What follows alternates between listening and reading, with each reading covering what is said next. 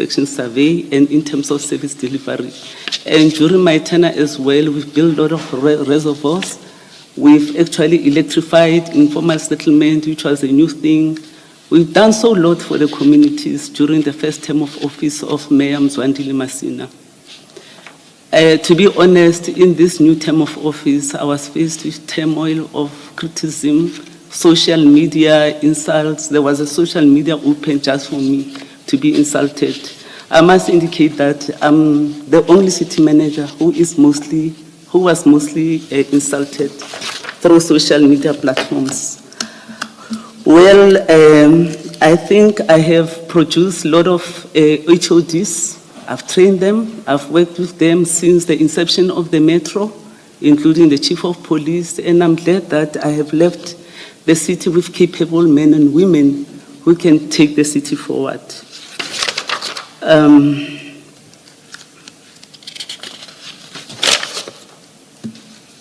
I think a lot of awards are in my CVs. The Leader in Good Governance Africa it was a recent award that the city achieved before I left the city, and it is all over in the media. The CV you referred to is annexure IM2 to your statement, and it appears from page 3 of your annexures. Is there anything in particular you would like to highlight for the commissioners in regard thereto? The one that I want to highlight in terms of the annexure is the fact that when I entered the city, women were complaining, especially in the EMPD. For me, it's a milestone. They were complaining that they're not being promoted. For them to be promoted, they must actually sleep with those men. And if you looked at the salary staff complement of the department, most of the senior positions, from your chief, it was a male, deputy chief, all males, executive managers, all males. Females were there at the chief officers and superintendent and inspectors.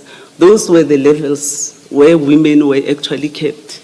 So I decided to start that program to ensure that women are empowered, to encourage them to take up bursaries, and also ensure that when positions are opened for them, they are able to actually challenge those positions because they are educated enough to take up the challenges, and encourage them not to allow these men to actually abuse them sexually. They can only be appointed when they qualify, and they can do the job as well as their male counterparts are doing. So for me, it's a milestone, and this is one of the highlights that I wanted to actually bring forward to the commission. And for me as a female, I think I did very well for that. And the program ran for 7 years, obviously, during my tenure. Thank you for that highlight, which is an important one, particularly for women in the workplace. I am still on your CV, and even in your statement, we refer to you as Dr. Mashazi. Yes. Is that doctor as in a medical doctor, or is it an academic? Okay, if we go to page 4 then, still with IM2, your CV. I see that your highest qualification is that, please, I see the highest being Masters in Nursing Science from the Rand Afrikaans University. Now there is one still, more still, bachelor degree in DLITTET field, Nursing Science. Where is the doctoral degree? Yeah, is the DLIT. Please say that again. Is the DLIT Doctor of Literature and Philosophy in the nursing field, in nursing education. And it is rather confusing when you call it a bachelor's degree. No, it's not. I'm sure it's a type. Yes, I think so. Yeah. Okay, and that you acquired in 2002? Yes. Okay. Now we clarified. Okay, thank you for that, and thank you for giving such an extensive background to your service in the city. You say you served 2 terms as a city manager. Yes, ma'am. So the contract that would have expired in 2027, that would have been the 3rd term. Am I correct? No, it's the 2nd term. The 2nd term. So when did your 1st term start again? In 2016, November. And that would have run to 2021? 2021. So the 2nd would have been 2022 to Yes, 2027? Correct. Except you didn't get to serve the full 2nd term because it was interrupted by the mandatory retirement? Yes. Okay. I've caught up. Thank you. I then am at page 6 of your statement. You can go through the other pages prior to that, just to make sure that you have highlighted everything that you wanted to. This is regarding your service history within the municipality. Because as I get to your page 6, paragraph 35, I'm turning to a slightly different issue. Are you happy? Yes, I'm here. Okay. At paragraph 35, you start with the engagement you've had from the first day with the Commission following the evidence or testimony of Deputy Chief of Police Rivo Spies, Chief Isaac Mapieye, and Kolani Prince Ngiza. So that testimony had been led publicly. And you indicate and you attach a letter marked IM3. IM3 appears in your annexure documents, the annexure file, dated the 14th of November, 2025. Page? Page 10, under tab IM3. Yes. That is the letter you referenced at paragraph 35. Yes. Now, in the context of the conversation you had with the chair earlier regarding potential prejudice you may have suffered, even though ameliorated, and the offer made to you to file a supplementary statement should the need arise. I highlight that the document that you specifically attach, this was addressed to the Madlanga Commission at behonest.co.za. This is the hotline. Is that correct? Correct. It's only this, the subsequent letter, IM5, which was then addressed specifically to the secretary. Correct. So IM4, my mistake. IM4 at page 12. And that one is dated the 20th of November, 2025. So the first letter, the only point I seek to make was that it went to a hotline. You used the hotline, your attorneys then used the hotline email address. Yes. And if you check the second letter at page 12, it is directed specifically to the secretary here in the commission and two other persons who are attorneys to the commission. Now, in that context, and again, remembering the conversation you had with the chair, is there anything you would like to add to your next two topics? The first headed, starting at paragraph 37, brief timeline to steps taken since testimony given falsely implicating me, read together with the next one, starting from paragraph 43, prejudice suffered. Thank you very much. The first letter, page 10, it was written by my husband, who's an attorney. By then, he was frustrated about all the allegations that were made against me. Then he took upon himself to write, but after discussing with him that it will be like a conflict of interest, me protecting myself through him, let me sought the services of neutral attorneys. And the neutral attorneys, therefore, were given a mandate, instruction to actually assist me, the Pierre Karim, the attorneys that are here present. In terms of the prejudice, I need to indicate that the time given to me to actually prepare with the attorneys, because we received the statements and the transcripts on the 25th or 26th, and we were expected to appear on the 28th. And for us, the time was limited to actually prepare, to assist, in order to assist the Commission to come to a conclusion in terms of the matter at hand. Hence, we raised those issues. Fortunately, we're given that extension of like 2 days, which is Saturday and Sunday.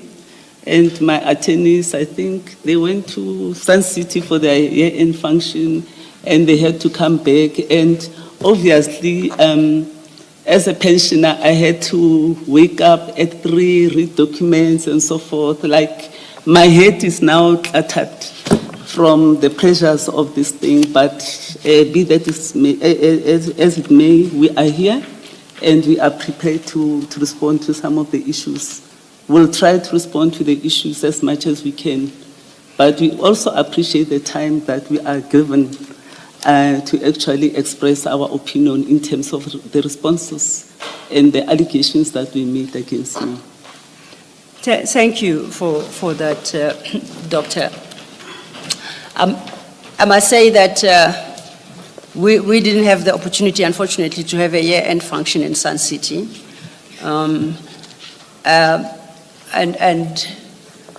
I'm sorry you had to be waking up at 3 o'clock in the morning, but I'm sure you'll appreciate where our whole Sunday, some of us, ended up, which is yesterday. Thanks. Okay. We will try to move as slowly as possible, particularly through the documents that emanate from the Commission when reference is made to them. As I indicated in consultation with you, we attempted to do that exercise with you as much as we could, but admittedly the time pressures perhaps denied us an opportunity to do so thoroughly. So in this hearing, to the extent that we will call up the annexures to the statements of the witnesses that you reference, that you say falsely accuse you, you shall be given an opportunity to consider the document before you have to answer questions in relation thereto. Should it become impossible to do it, you will indicate, and the chair, I'm sure, will come to your aid. Okay? You then have a new chapter from page 8, which you've titled "For the Attention of the Commission." And I'm starting at page 8 at paragraph 50. That chapter runs from paragraph 50. In fact, it's a 150 with 2 sub-paragraphs, 50.1 and 50.2. Would you like to talk to those issues that you raise under that heading? Thank you. Thank you, ma'am. In terms of issues that I want to raise with the Commission is that from my side as an accounting officer, as I indicated that during the meet and greet exercise as a newly appointed female city manager, I was approached by female officers in the EMPD that are being harassed and are not promoted to senior positions. Rather, they should sleep with them for, it's not only attributed to chief only, it is a practice of everyone. But for me, because there was no formal complaint from any one of them, I could not take action. Mine was to create a platform for them to be empowered so that they're able to be promoted. And I've actually attached the statistics of my program, almost 8-year program of empowering women in uniform. It is called a City Manager Legacy Project. It is part of my key performance indicators in terms of my performance contract, where I initiated this program because there was no initial complaint. It was just a hearsay and their frustration. And quietly so, I had to create this program. And this program was actually celebrated every year. And the Chief of Police was actually invited in that program, where all these female officers who obtained their junior degrees, national certificate, We even have one who graduated a PhD degree. Last year, is it? My work is easy because I use ClickUp. Here's how AI saves me hours every day. It automatically prioritizes my tasks so I can focus on what's important without wasting time trying to figure out what to do next. I can ask Brain about any list to quickly get up to speed. When I need to draft documents, ClickUp Brain helps me get ideas on paper. And questions in our team channel now get automatically answered by an AI agent with expert company knowledge. ClickUp makes work easy, from personal projects to running a multi-billion-dollar company. Click the link below to create your workspace for free. Into higher positions up to director level.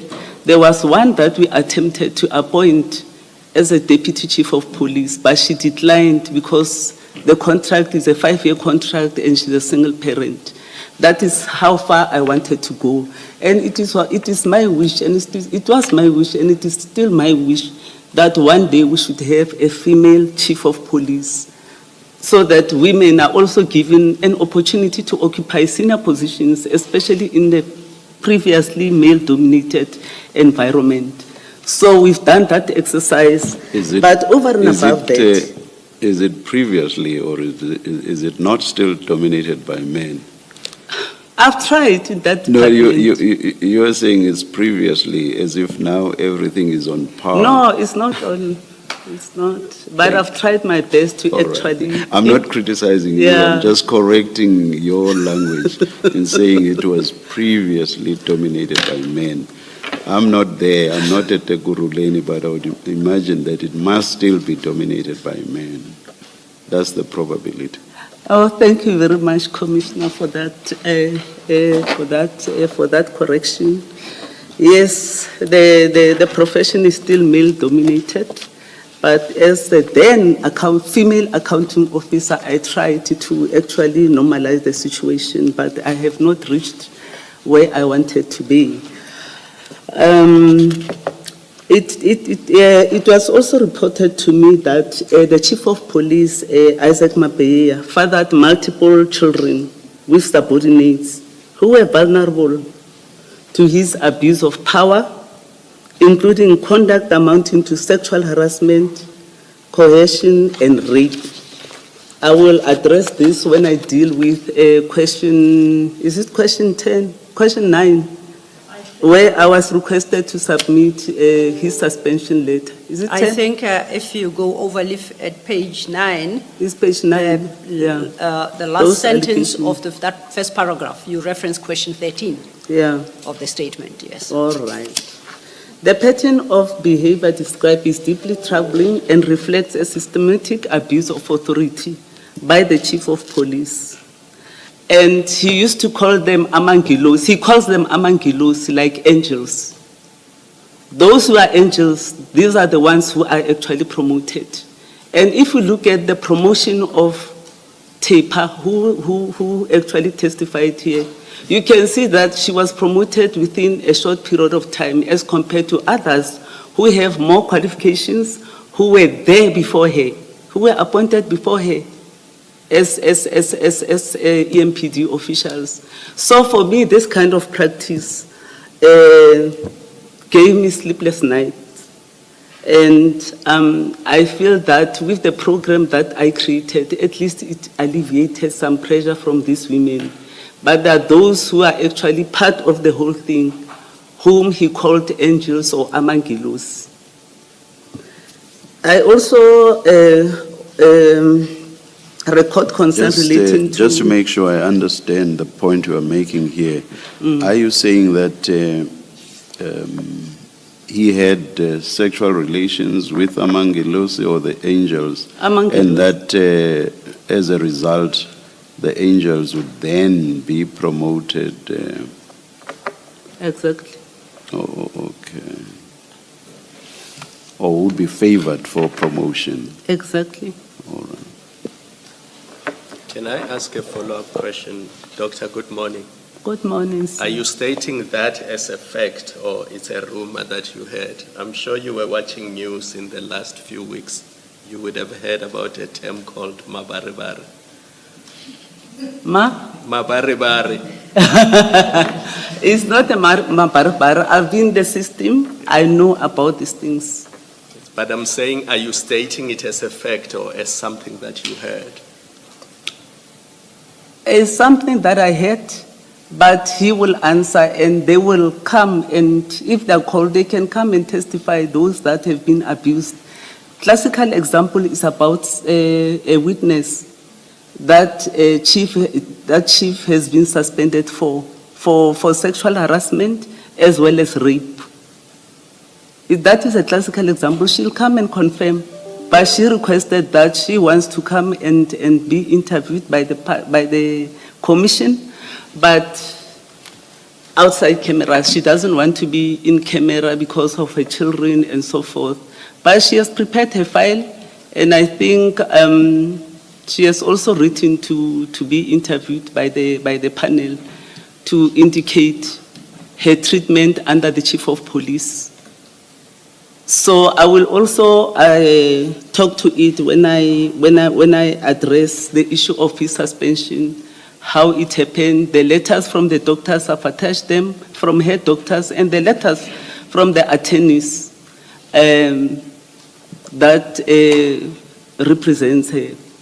So it is important to know that some of these things, they are not just said in a vacuum or under mabari. It is confirmed by a case that is being opened against him, the case of rape, and also there is a protection order against him. And for him to come here and behave as if he's a victim while he's a perpetrator of women abuse, it's a shame, to be honest. Dr. Mashazi,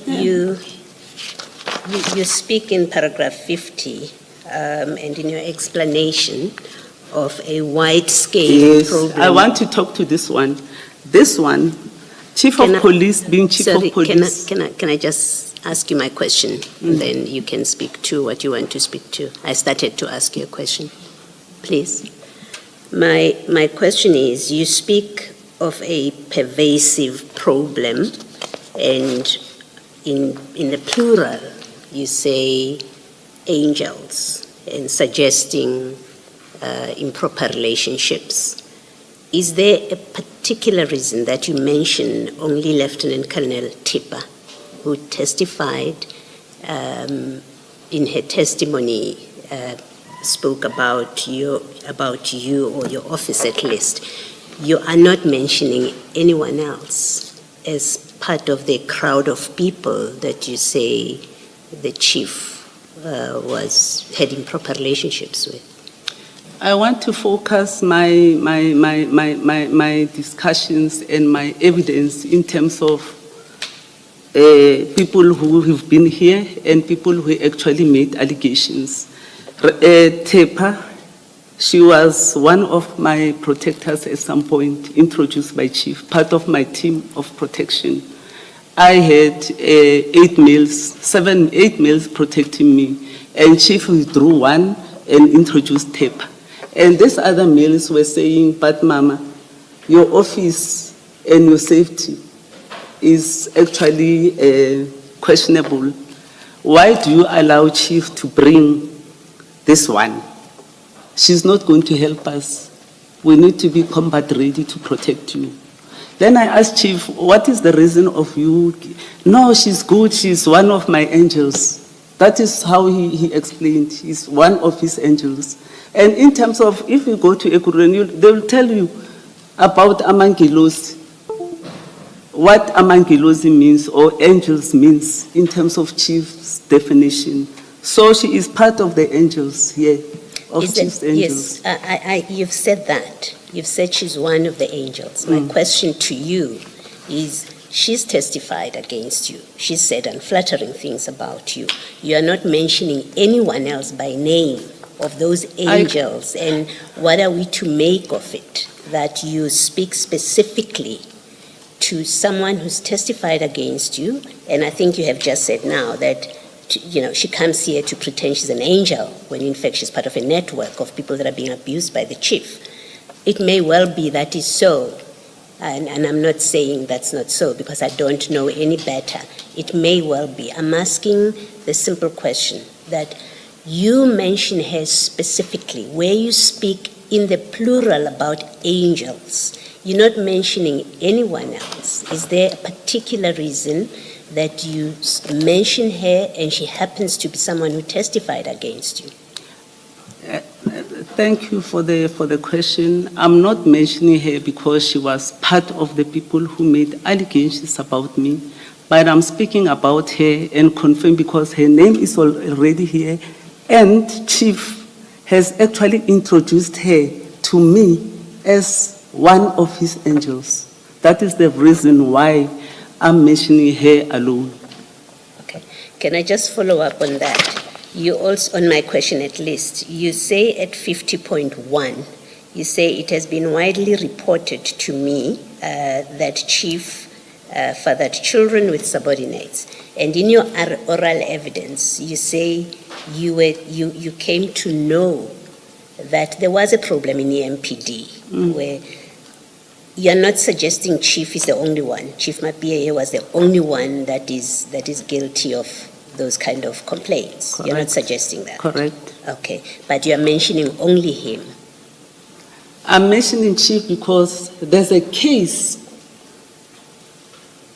about him, about sexual harassment Yes, and also rape. yes. You do I discuss can't mention that. others because there was never a case that was brought to my attention about rape or sexual harassment.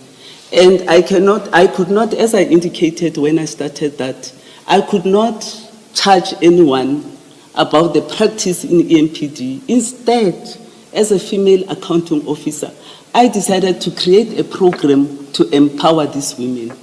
Okay. Maybe lastly, let me ask, you are the municipal manager at the time. Yes. In fact, before that, you were the chief operating officer. Exactly.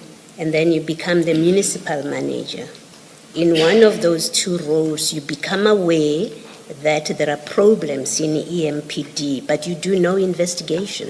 You don't appoint, you have the power to appoint. You don't appoint anyone to look into these serious allegations. You carry on until there's an allegation of the person that you discuss later on. There's a formal complaint, but the rest of the time, you carry on without taking any action to look into these serious allegations that you should be addressing. I expect that the municipal manager takes it seriously enough that if you get this pervasive or this suggestion that it's a systemic problem in the EMPD, a responsible municipal manager would take action to investigate it further, and you don't seem to have done that. Thank you very much. As I indicated at the beginning of my statement, when I said it was a general comment from a group of women, and there was no one with a formal complaint. Remember, you can't just investigate without a formal complaint, without anyone signing an affidavit or writing a grievance to you. You can't just, you're going to investigate everyone. What I reasonably did as an accounting officer, as a city manager, I had to create a program to deal with the systemic issue. I cannot just investigate people and say, yeah, there is this allegation that you are abusing these women, they are not promoted and so forth. I did a reasonable thing as an accounting officer to create that platform for women to be promoted and empowered. Thank you. Thank you, commissioners. Dr. Mashazi, if I may. Yes, Chair. Just before that, it's a follow-up to the questions by my co-commissioner, Commissioner Baloyi. You say it has been widely reported to you. When exactly did you get the reports? It was, as I indicated, that it was a verbal, when I started as an accounting officer. These things were reported to me by this group of female officers that the chief is fathering. Please remind me, when did you become the city manager. I know it's here, but Yeah. 2016. Yes. So in 2016, you hear that Chief Mapie is not only having improper sexual relationships with the women police officers, but is even raping some of them and harassing others sexually, even using coercion on them. I assume that's coercion for purposes of having sex with them? This is, you get to hear this in 2016. And all you do, unless I misunderstand you, so all you do is to create a platform for women to be promoted. That's all you do. To be empowered, number one, and to be promoted as well. Remember, if there's no formal complaint, how do you start investigating people? That's why I'm referring to the paragraph where I deal with specific sexual harassment, where there's a formal complaint. Are you suggesting that as a leader you get reports of such horrendous acts by the chief of police? You sit back and fold your arms instead of being proactive. You fold your arms and say, there are no complaints to me. Why can't you be proactive and do the best you can to get to the bottom of the reports that you have received, reports of such horrendous acts by the chief of police? Maybe it is a foresight from my side, but as an accounting officer, if there's no formal complaint, how do I remember in terms of our processes in council, I must have a formal complaint like I received, that there is this thing happening. But what was your sense? Wasn't your sense that this was something systemic? Yes, it was something it's systemic. ongoing. It's ongoing. There are children out of improper sexual relations. There's coercion, meaning those that are not willing to have, even willing perhaps is not a good word in this context. So there's even coercion to have sexual relations with those that will not have sexual relations with him. There are rapes. You just fold your arms, sit and wait for complaints. Is that the way an accounting officer, a chief executive officer should act? Commissioner, as I indicated that I cannot just from hearsay that there are this thing. I had to wait because there are processes in council. You can't just say there is this general view about an individual, therefore I'm investigating this individual. I must have something in writing that this person has complained about 1, 2, 3. Then I must write a report to council and ask council to give me permission to investigate, to suspend and investigate an individual. I could not unilaterally hearing from them as a group saying there is this thing happening. And I know that as an accounting officer. Who did you get the reports from? It was female officers. Was it the affected women officers? Affected women officers in the department. So that's not hearsay. It's people who are affected but telling they must you. do it in writing. Sorry, doctor. Is the affected women telling you that this is happening to us? There's nothing hearsay about that. There's nothing hearsay about that. I take your point. So basically you did nothing, having received information about such horrendous acts by the chief of police. You just sat and did nothing. I take your point that doing that program, it's not enough from the point of an accounting office. I take your point. Thank you, doctor. I think, doctor, it's more than the program is not enough. I think it's it's as specific as you receive word from women who speak to you. Because you raise it to a formal level, they tell you, we have a problem. And it's not just the chief, according to your evidence. They say the men in EMPD, this is what they do. What in fact it is you did nothing about that. Your explanation for doing nothing about it is you say, well, I didn't have any formal written complaints or allegations, but you did have verbal complaints and allegations, and then you did nothing about it. You didn't address those allegations. I take your point, Commissioner. Thank you. Thank you. Perhaps lastly, this is 2016. Did the reports not continue throughout your tenure? The reports of this, what I've referred to as horrendous conduct, did those reports not continue? I would imagine if, as you have accepted, this is something that was systemic, it could not only have been in 2016 when you were appointed a municipal manager. The reports must have continued, not so? Yes, if you look at the evidence of the victim, Yes. the harassment coercion started in 2012, before I even became the accounting officer. And did these reports continue throughout your tenure as municipal manager? Obviously, they continued. Throughout.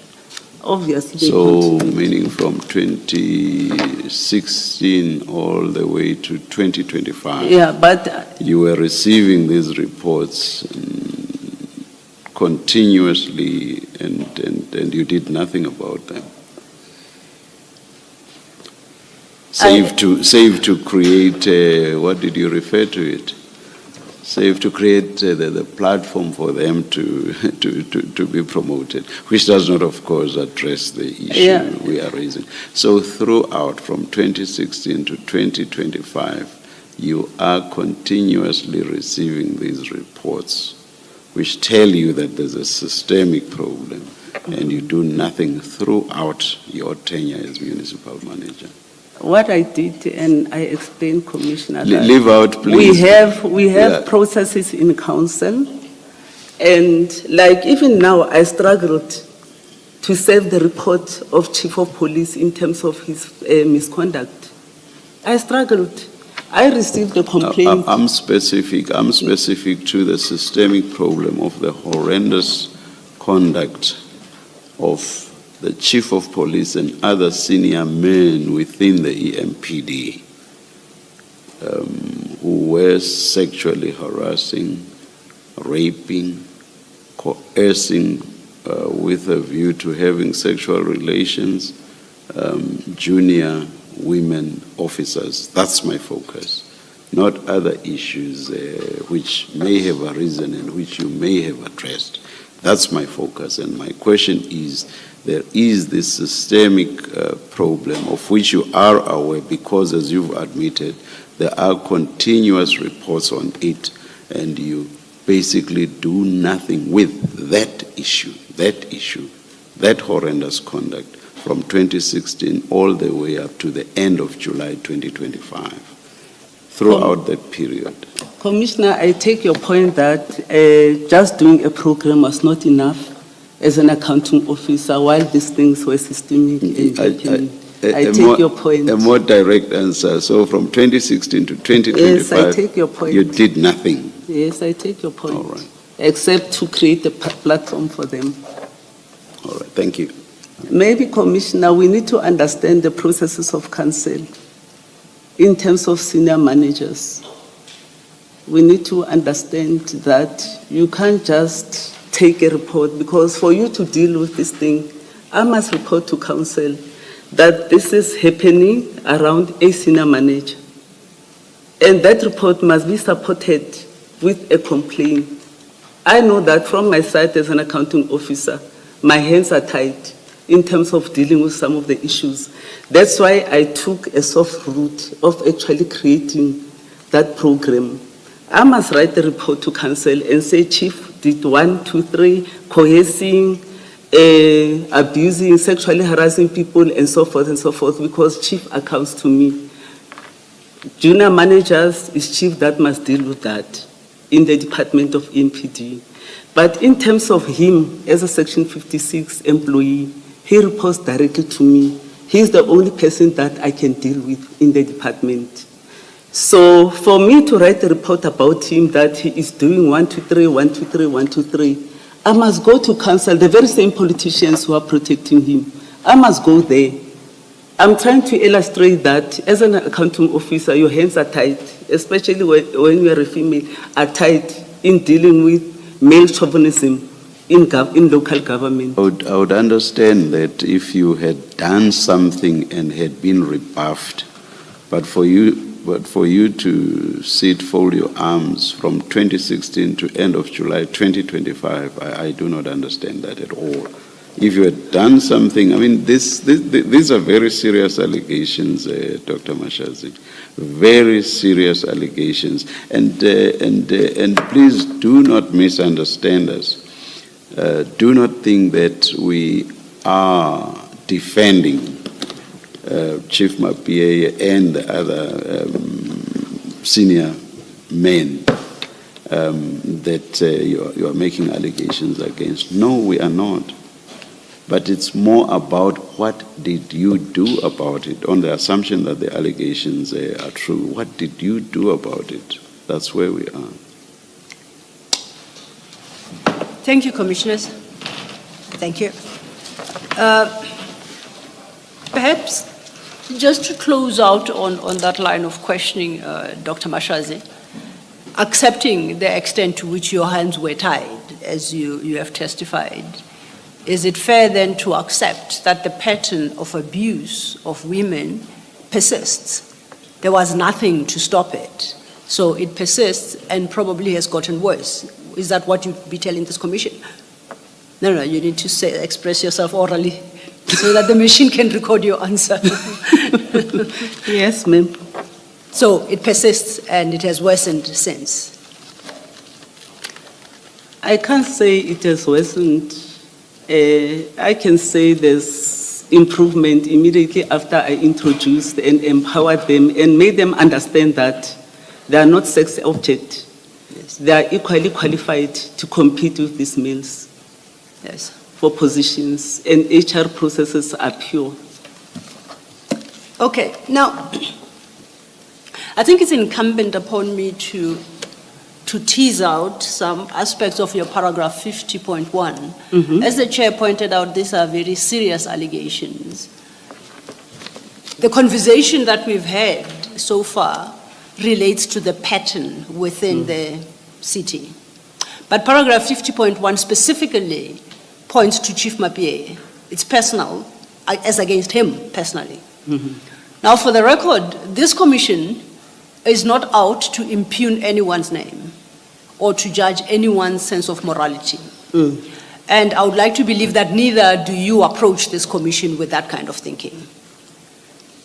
Accepting that you do not intend to unnecessarily impugn his name, I then want to unpack 50.1. You say, it has been widely reported to me that Chief Mapie fathered multiple children with subordinates who were vulnerable to his abuse of power. Firstly, you, in response to a question by Commissioner Kumalo, you said it's not mabaribari. It can be substantiated, it's factual. My question to you is, do you know the identities of those juniors with whom Mr. Mapie fathered children? Do you know that as a fact, or do you accept because it was communicated to you? Unfortunately, I cannot mention the names of people here, but I know few of them. Also, 2 of them. You can establish that fact. Yes, yes. And you may do so through your statement, if so required, your supplementary statement, if so required. Exactly. And how many children are we talking about? I'm not sure about the number. No. The number here is said, let's just read my statement. I'm at 50.1, your page 8. Yeah. It said, You say fathers, multiple children with Multiple subordinate. children. Yes. I never indicated the number. I'm not sure about the number. At the time it was communicated to you, how many women specifically confirmed this situation? How many? I To do your not recollection? recall the number. Was it 2 or 10 or 20? I do not recall the number. That bad, doctor? Thank you. I'm asking, it's a question, is it that bad that you can't recall whether it's 2 or 10 or 20? Remember, ma'am, I'm running 26 departments, and each and every department we have, in police only, we have more than 3,005 officials. Accept How that. do I remember all these things? I don't remember. I don't recall.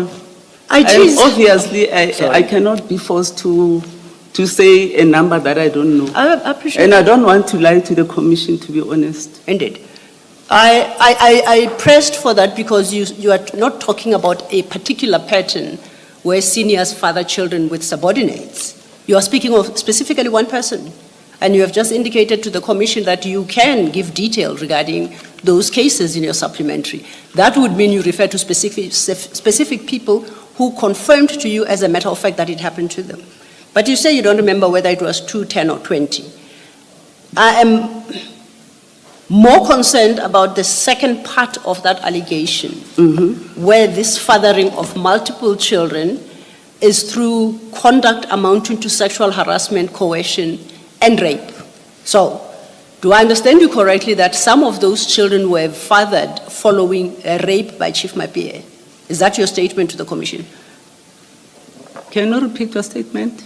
You can't, we can't because you are looking at your phone and you are reading something on your phone, so naturally you will miss many of the things that I say.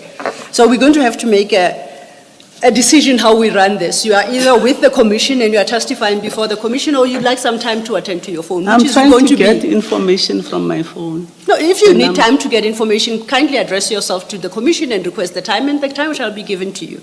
But when a question is Apologies. posed to you and you distract yourself by attending to your phone, I'm sure you'll accept that it won't particularly work. Yeah, Thank it's incorrect, and I apologize for that. What is incorrect?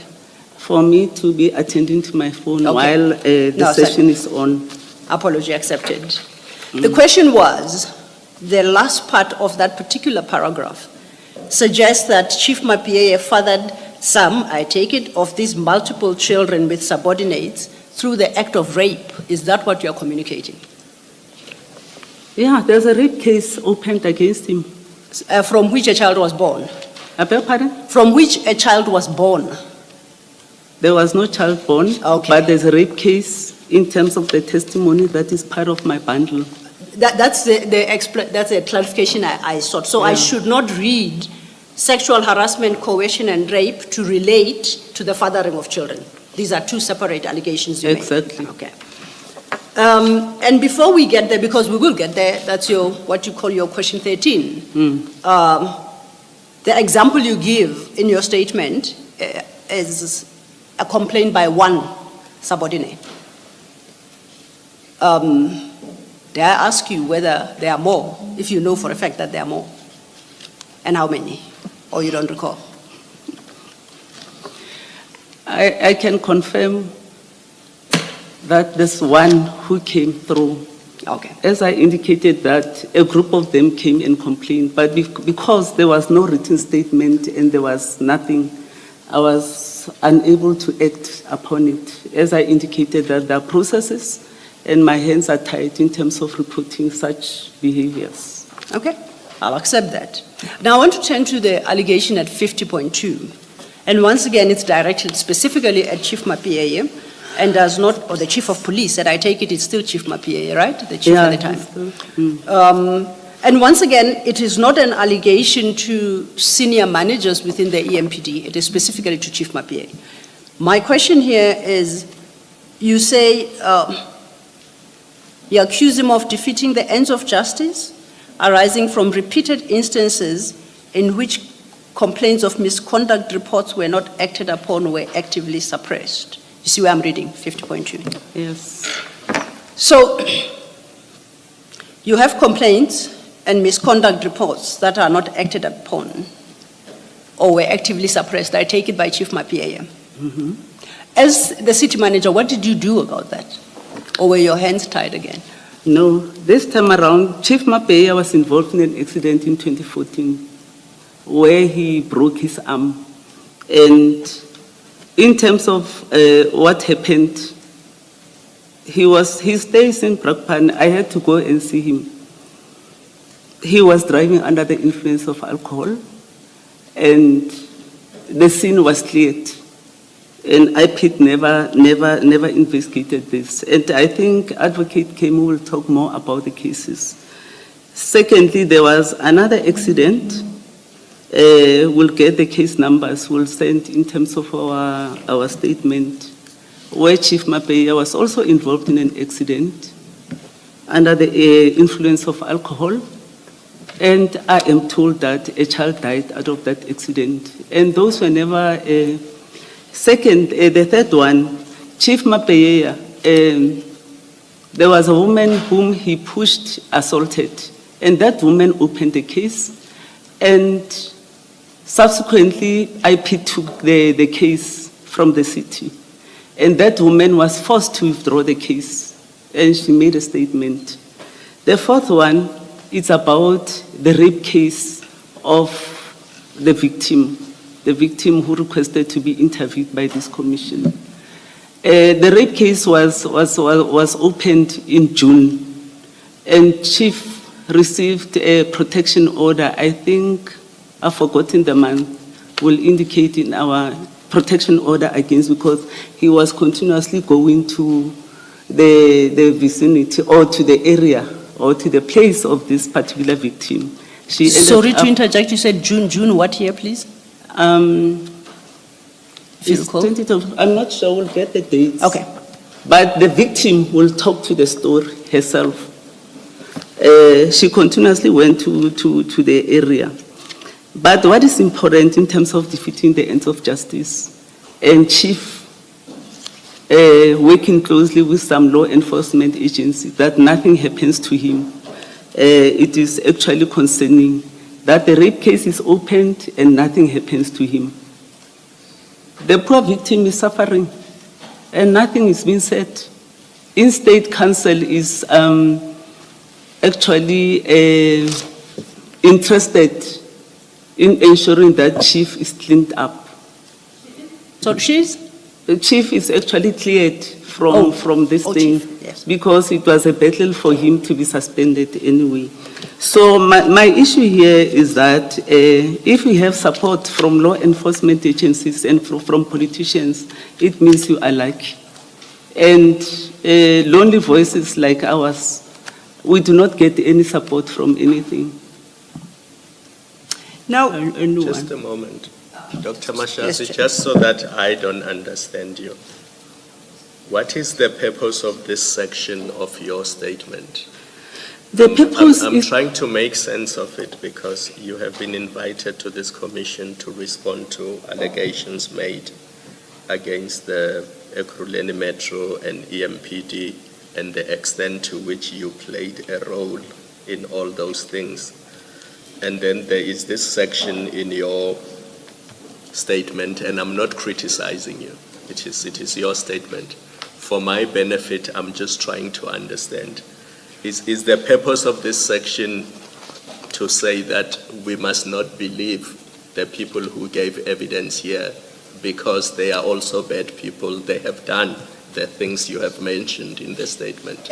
I'm trying to understand what the purpose of this section of the affidavit is and what we as the commission should do with it. So if you can just assist me there, and it's not a criticism, it's just so that I understand why we are dealing with the things that are mentioned in this specific section. The purpose, obviously, is to highlight the behavior of the chief of police. He came here as a victim, and I don't know whether he disclosed, because I was not listening to the commission, he disclosed that he was suspended for sexual harassment. I don't know if he disclosed that. So it's to bring to the attention of the commission that in as much as he is suspended or he appeared here and he made allegation, for me he's an aggrieved person. He's an aggrieved person. And that's why I'm making this statement that an aggrieved person would say anything to tarnish one's reputation or legacy. That is the purpose of the paragraph. Thank you. Now I understand. But, sorry. Yes, Commissioner. Yeah. I mean, in the back of that answer where you say you're telling us all of this to show us he's an aggrieved person, but your evidence is nothing was done to him from these things that you list. He got away with it. He used your words, he used law enforcement, and he's got counsel protecting him. So according to your evidence or your testimony, he suffered no consequence for the list of things that you are giving, except the suspension in 2024, and we'll come to that. But you've listed a number of things where you say there was no consequence. So how are these evidence or proof of grievance, these things that you are listing in paragraph 50, how can they serve that purpose if there was no consequence to him? I think we discussed the issue of consequence management from my side, and I've explained that my hands are tight or were tight because I've been blocked through and through to deal with him. The process of dealing with senior managers, it is in the Systems Act. Senior Managers Systems Act, I think, is Section 56 of the Municipal Systems Act, where you are required to get an investigation report or an allegation first. And I write the report to the Municipal Council with all the attachment for council to take a decision, because he's appointed by council through Section 56.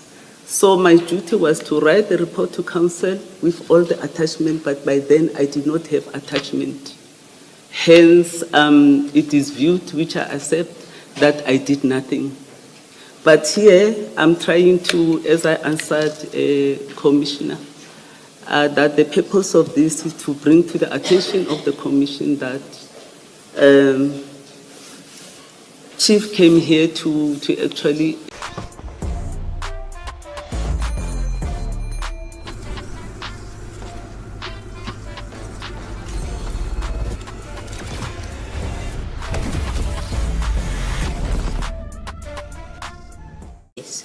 No, you are correct. It's not our place to run a DC, but you have put this stuff before us. So I think in fairness to you, we give you the opportunity to explain it where we don't understand. But also, I think in fairness to the people that you're naming, they need to know what it is you're saying about them. Which brings me to this. You say about 50.2, you say in 2014, he was involved in a motor vehicle collision where he drove drunk. At the time, you were the COO. Was this matter, as a Section 56 employee or appointment, the chief, was this brought to the attention of the council, and is there a record of it? It was never brought to the attention of council. Okay. And then you say there was another incident, again, drunken driving. What year was that? The second one? I'm not sure. We'll get the information. As we said, we are going to substitute our statement. I can still ask my question. Did you bring this second incident to the attention of the council as the city manager? Of the council. Yes. Because I don't have the date, I don't want to respond much to that. We'll actually amend our statement, then that we can talk to that. But you will remember surely sitting there whether you submitted a report to council or not. You may not remember date, but you would remember what you did about the first incident vis-a-vis council, what you did about the second incident. Surely that you must be able to remember. Remember, accidents, they're reported, they're actually accident of police officers and brutality of police officers. It is the area of operation of IPIT. IPIT was supposed to do the investigation. And after the investigation, then, because he reports to me directly, they should give me a report and I should have done something about that. Is- So if the report is not forthcoming from IPIT, I cannot go to council with empty hands and say, Chief did 1, 2, 3. That's why I'm saying to you and pleading with you that let me get the full report and then we amend our statement. Okay, I accept that, but can we at least agree that driving under the influence of alcohol and damaging council properties disciplinable conduct, which falls within the municipality's remit? You accept that? 2014, I was not the accounting officer. Yes, the next And incident? I agree with you that rests with the council. Okay. And the next one is the incident where you say he pushed a woman who broke her arm or something and ended up laying a complaint, I think you said, about her. Did you do anything about that? It sounds again like disciplinable conduct. As his manager, did you do anything about it? Yes, it was reported to council, and IPIT quickly took the report that they're investigating the case. Same as the second one for rape. To date, we do not have a report from IPIT. Okay. So is it the position or is it your testimony that even conduct that on the face of it is disciplinable, is a misconduct in terms of the code of discipline and employment contracts, even that kind of conduct, you don't act on it until IPIT tells you you must discipline. You wait for IPIT. No. Remember, the sexual harassment and pushing of that pregnant woman, it was part of my report to council for chief to be disciplined. Those two were part of my report. I did my job as an accounting officer. And we should be able to get a copy of your report to council. Of my report to council, yes. One of the report is here for his suspension. So I think it's also important to get, I wanted to get my original item to the mayoral committee. Yes. To show the difference in terms of their decision and what I propose. Unfortunately, I can't get access to those documents. All right. Thank you. Thank you, Commissioner. Just on that score, before we break for tea, you reference 4 cases. I'm correct that you say all of them were reported to IPID? No, the mic doesn't know when you're nodding your head, Dr. Imoli. Yes, ma'am. Yes. So my question simply is, perhaps to invite you in the supplementary affidavit or statement to provide further detail regarding specifically these 4 cases.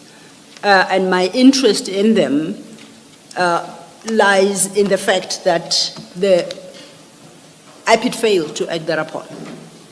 So it assists if we have the detail, then we can follow up with IPID to determine why it is these matters were not acted upon, although they were formally brought to IPID's attention. Would you be able to do that for us in the supplementary statement? We'll try if we get information from council.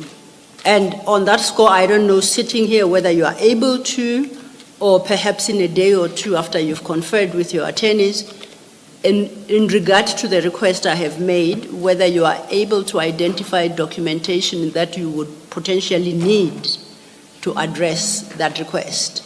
And if your attorneys could furnish that to us ASAP, and we see if we can obtain the documents on your behalf from the city. We'll try. We'll try, okay. And please add on then to that list, if I understood correctly, following the engagement you just had with Commissioner Baloyi regarding the assault and the pushing of the pregnant lady that you say you specifically reported to council. So if you could try and recall the time in which that happened to narrow our search within the Ekurhuleni Council to try and locate the report that you made to council. Yeah, we'll try and get the information. Thank you. And perhaps if you could indicate to us by Wednesday the nature of the documents that you require so that we try and locate them, because your agreement with the chair is that your supplementary will come in by Monday next week. Okay. Chair, might this be an appropriate time for a tea adjournment? Thank you. Sorry, Yes, Mr. Commissioner. Before we break for tea, Dr. Mashazi, just to close off this paragraph, in paragraph 50.1, you mention, and I think I would like to be clear what it is you are saying in your evidence. You mention Lieutenant Colonel Tepa as one of the people that Chief Mapie referred to as his angels. You have also, in your explanation, said at some point she was put in to be one of your protectors by him.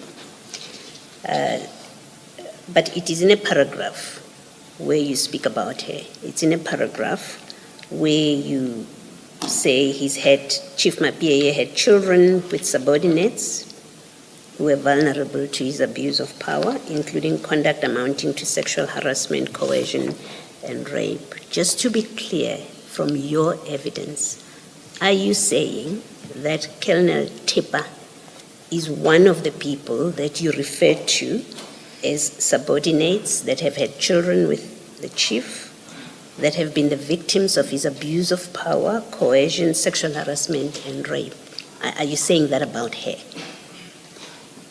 I have explained that if you are called an angel, it means you are playing along.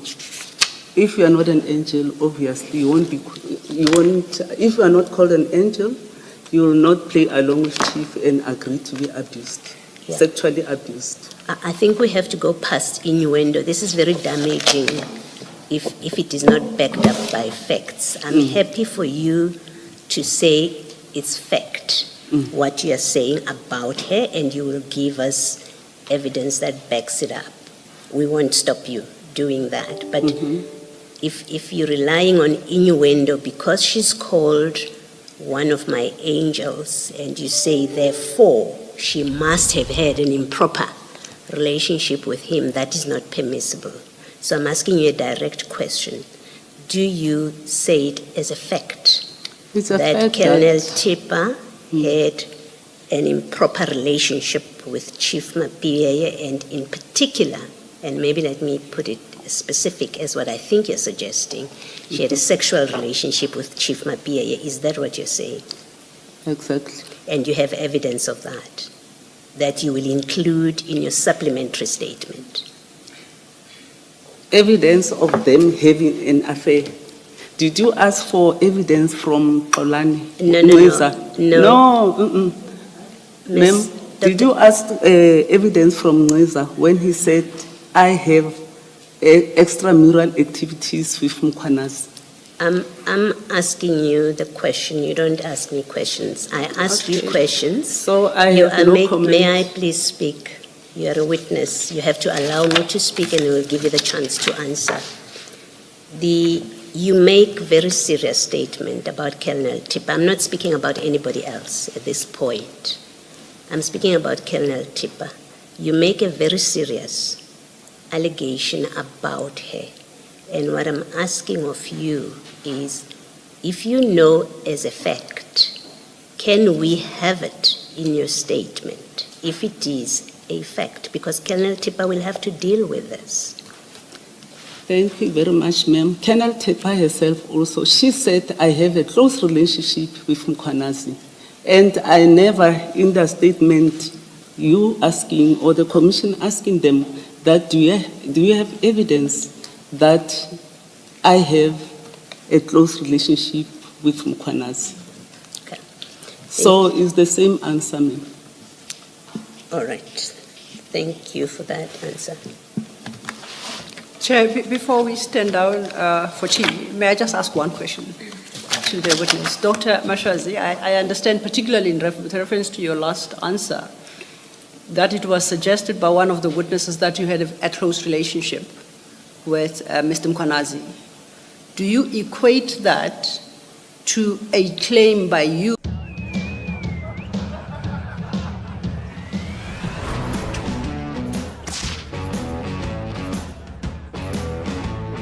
Hey, bad boy. Do you place those on par, those two claims? I cannot comment on that. No, you are the one making the statement, so I want to know whether, are they the But same? I don't want to comment on that, Commissioner. Thank you. Okay. For the record, Doctor, it was actually Commissioner Baloyi Commissioner Baloyi. who engaged Mr. Nziza on the nature of the relationship. So I'm just saying, for the record, it should become clear that the statement did not just pass without engagement. Commissioner Baloyi engaged Mr. Nziza to get an idea of what exactly the proximity, I think that's the word Mr. Nziza used, what exactly he meant by proximity. So Mr. Nziza was engaged on that issue, for the record. And also, a video was played in which Brigadier Mkwanazi went so far as to say that he would die for you, he would take a bullet for you. So some evidence was led with regard to the nature of the quote-unquote proximity or the quote-unquote relationship. Not suggesting a sexual relationship, improper relationship, or anything. So some objective evidence was led as to what, in the end, we will make of it. We will decide at the appropriate stage. So I'm just putting that on the record to make sure that you do not leave this commission saying that, as you were suggesting to Commissioner Baloyi, that there was no engagement at all with regard to the relationship that Mr. Nziza was suggesting. Yeah, May we take the adjournment at this stage?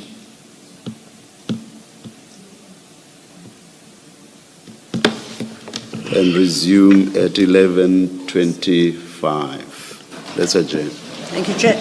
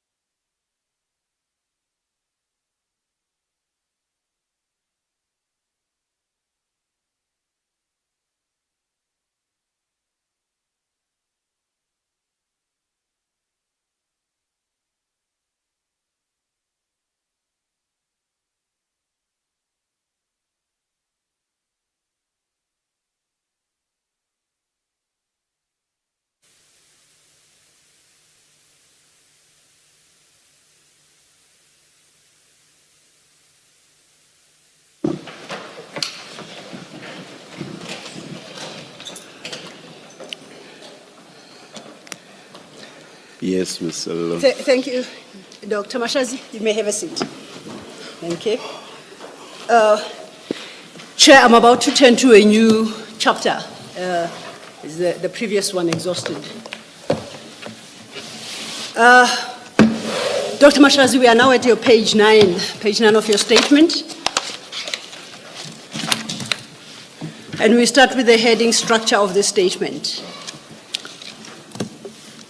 You located that. Yes, ma'am. And just to,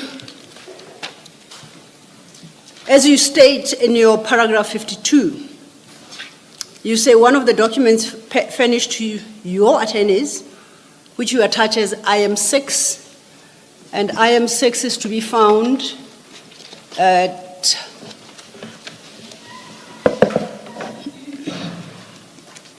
page 18. And you say this is a document you received, or your attorneys received on your behalf from the commission. I confirm for the record. Correct. That the evidence leaders generated that document and served it upon you.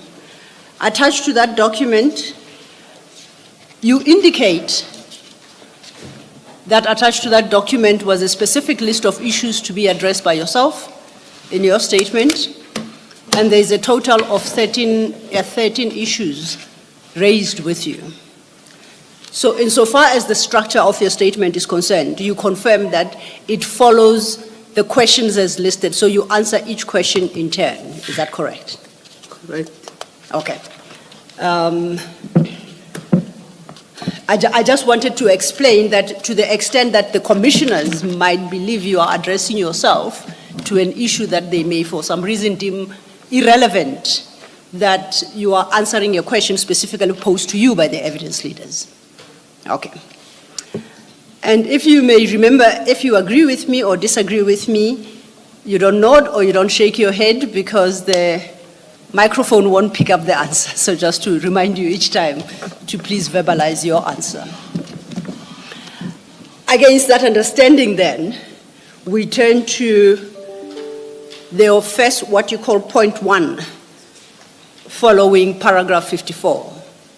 Are we there? Yes, ma'am. At point 1, you were invited to comment on the provisions of section 64C2 of the South African Police Act Service Act of 68 and 1995, and to provide your own interpretation as city manager of the powers set out therein, insofar as they relate to the chief of police. You confirm that?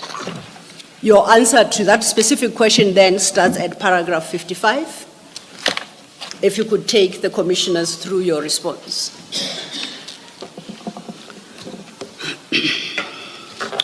Thank you very much, Commissioner. I understand the SERVS Act 64C2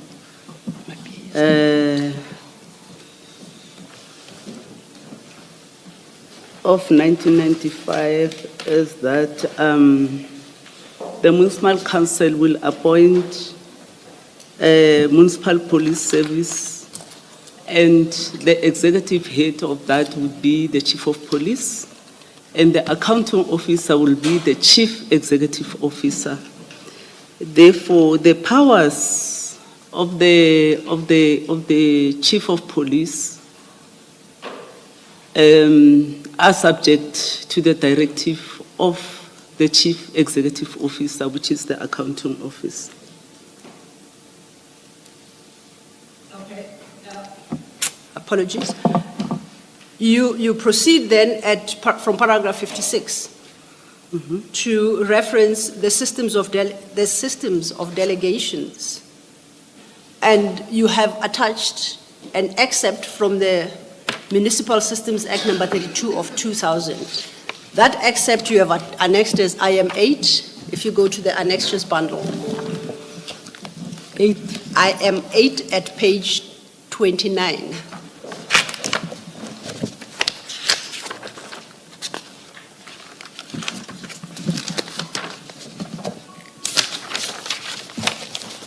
Yes, ma'am, I found. Have you located it? Okay. Yes. Earlier, I referenced a series of files to your right, and at the time I suggested that you not concern yourself with. Those, for the record, are the complete bundles of the 4 witnesses who testified from EMPD, to wit, Chief Mapieye, Commissioner Spies, Mr. Ngiza, and Ms. Tepa. Those are the files to your right, together with their respective annexures. I indicated that I will refer to them from time to time, and they are marked on the spine with their respective names. Can you then pull out the statement of Chief Mapieye? It will be a file of statement and annexures. And in particular, I would like to refer you to page 7 Of the statement. of the statement of Mr. Mapieye.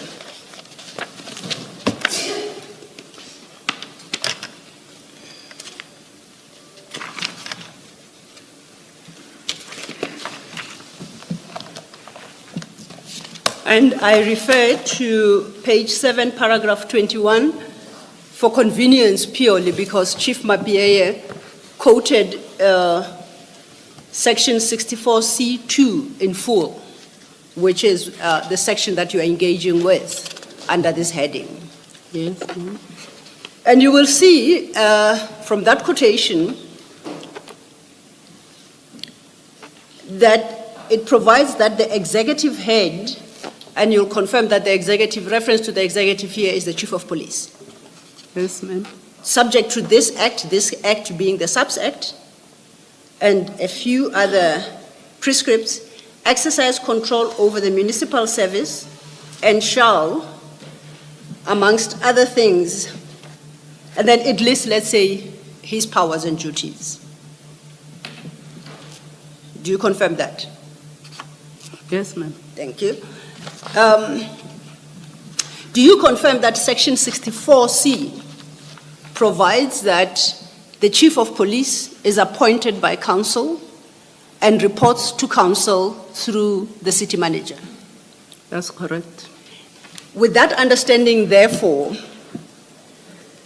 kindly explain whether the section 56 of the Municipal Systems Act that you annex alters that position in any way. It doesn't. So the powers bestowed upon the Chief of Police as set out in Chief Mapiye's paragraph 21 remain unaffected by the provisions of section 56 of the Municipal Systems Act. I want, you either confirm or you don't. That's what I'm trying to test. I don't. You don't what? I don't confirm. Okay, what is the position, what is the impact in your understanding of section 56 on the powers of the Chief of Police? Yeah, in fact, let me start by saying, in as much as there's a SAPS Act which deals with the powers of the Chief of Police, but the Chief of Police is appointed under the Municipal Systems Act, section 56. Therefore, the powers that is being given by the SAPS Act must be read with the powers of the Municipal Systems Act as a senior manager. Yes. As a senior manager. And also in terms of some of the, I know that there'll be criticism that systems of delegations cannot supersede the legislation. That I understand. But this is how the council works. Council is a third sphere of government, which is obviously autonomous from other spheres. All the spheres of government are actually autonomous to each other.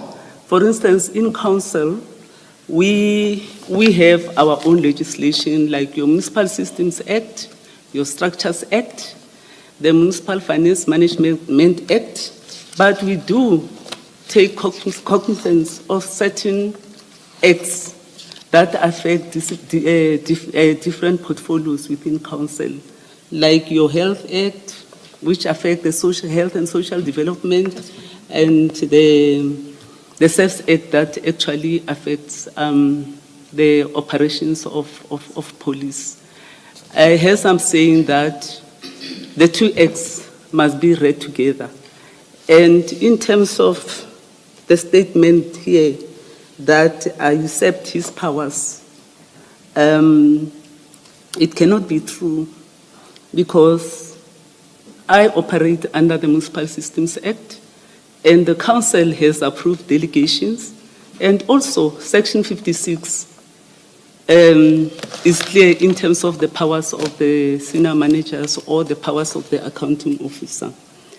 If it is his notion that I usurped his powers, unfortunately, I cannot confirm that and agree to that. Thank you for that. You don't have it immediately before you. But I am going to read out some sections from the SAPS Act itself. And in particular, it's section 64, capital B, and it reads as follows, I quote, "The chief executive officer of a municipality shall be responsible to the municipal council for the functioning of municipal services, police service." You heard that. So he's accountable, is responsible and accountable to the council. Section 64C, sub 1, provides that subject to section 64D, a municipal council shall appoint a member of the municipal police service as the executive head thereof. You heard that. Based on that, do we at least accept that insofar as the SAPS Act is concerned, the chief of police is appointed by council and is accountable to the municipal council? Yes, ma'am. Okay.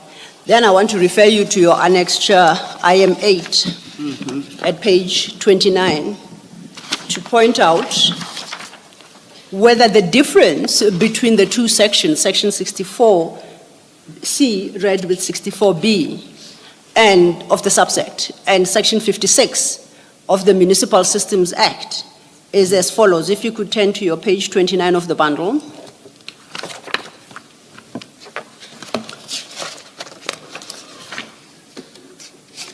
Yes, ma'am. The section you invoked is section 56, appointment of managers directly accountable to municipal managers. 56 sub 1 sub A provides a municipal council after consultation with the municipal manager must appoint Roman 1, a manager directly accountable to the municipal manager. In the context of what section 64B and C provide of the SAPS Act, that is not the chief of police, because the chief of police, we know from that act, is accountable to council. Would you have a challenge with that proposition?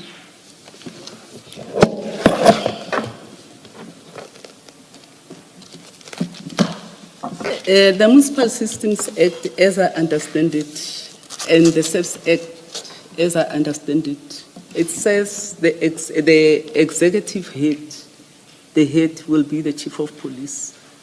But in terms of his powers are subject to the chief executive officer, which is the accounting officer. And then in terms of this section 56(1), a manager accountable to the municipal manager, chief in terms of his employment or contract, which we will send with the team, he's appointed as a senior manager under the Municipal Systems Act. I'm testing my understanding now of what you say. So therefore, because you say he's appointed in terms of section 56 of the Municipal Systems Act, he therefore becomes accountable to the city manager. Yes. And you suggest that we overlook the provisions of the SAPS Act, which makes him accountable to council. Can you repeat your question? My question is, based on what you've just said, and I'm checking whether I understand you correctly, that Section 56, and you say he's appointed in terms of that section of the Municipal Systems Act, makes him accountable to the city manager, Section 56. Yes. And you say that should be the prevailing section, and we overlook the fact that the SUBS Act prescribes that the chief of police is accountable to council. Do we overlook the provisions of the SUBS Act? I'm not overlooking that particular SUBS Act. Remember, the SUBS Act is about the chief of police Yes. being the head, Yeah. and it refers to me as the chief executive officer, and that his powers are subject to my directive as a chief executive officer. Then when you go to Section 56, it is clear that even his employment contract, he reports to me directly. He doesn't report to council. He's the head of department of EMPD, to an extent that the current structure, organizational structure, that was done now by council, the chief of police position has been downgraded. There'll be a head of community services, like in the list of positions, the list of departments that I referred to in my statement. We no longer have a department of EMPD or Ekurhuleni Metropolis. It is under the head community services. He may not even be a police officer. He may be a firefighter. So these are two departments that are being merged. So I don't know how are we going to deal with these two legislations, because at some point, because of this confusion between the two legislation, I suggested to Chief in one of my statements that, Chief, because there is this gray area about the SUBS Act in terms of your powers and the systems and the Municipal Systems Act, please create a policy for me. Create a policy for me. I don't know which, maybe at some point we'll go through it. Create a policy so that we avoid these gray areas in dealing with issues in the EMPD, because they are very peculiar. I'm not a police officer, and I do not deal with the SUBS Act on a daily basis, and I don't deal only with the Metropolis. You can imagine that I have 26 departments, and they're all scattered within the city. Metropolis itself is in Kempton Park, like 50 kilometers away from the head office where my office was based. So it is important that these two acts, obviously, they are creating a gray area. Hence, I try to address it by requesting him to create a policy, because for me, it was a confusion. Is it possible, and I put it no higher than that, that perhaps the error arose in his appointment by invoking Section 56?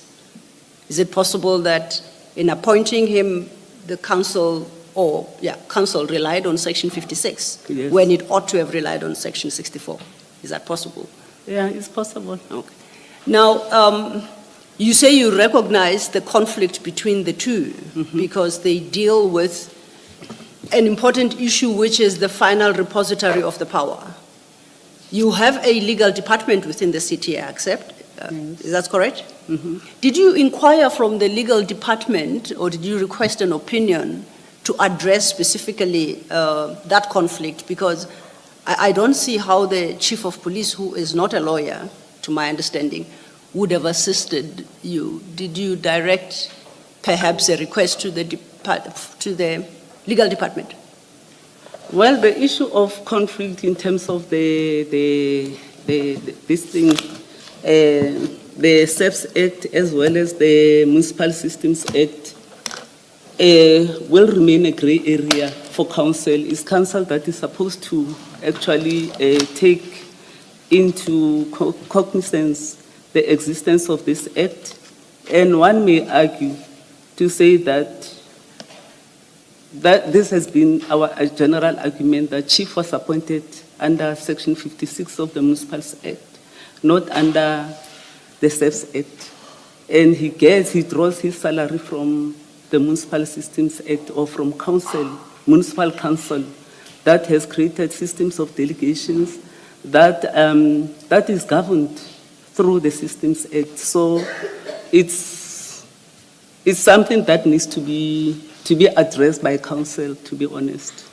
I appreciate that, and thank you for that answer. My question really was whether or not you had turned at any point to the city's legal department to seek guidance as to the correct interpretation and approach. You hadn't. Not yet. I only requested a policy from Chief to Yes. assist me in dealing with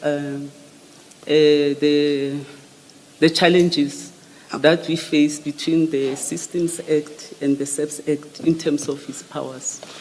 Noted. And I raise this issue specifically, and I do accept that it's a TED technical legal interpretations, and I do appreciate any challenges you may have in that regard.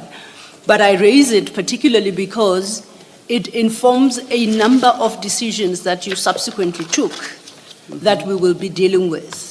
And it was necessary that the steps you took or the responses you gave be placed in their proper context as to your understanding of what your powers were and what his, as the Chief of Police, were. You state then at your paragraph 58 that the Chief of Police's powers are subject to your directives. And that, if I go back to Chief Mapiea's quotation,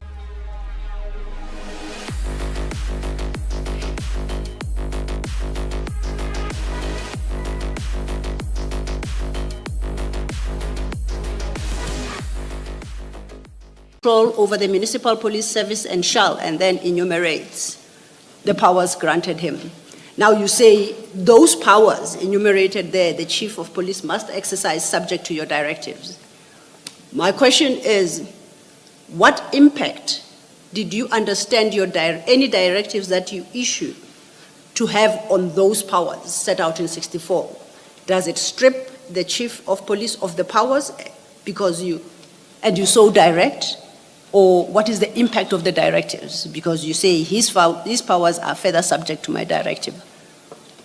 Well, as I indicated that I work, I function, or I exercise my powers using the Systems Act. I am employed under the Systems Act, Section 54, and he's employed under the Systems Act, Section 56.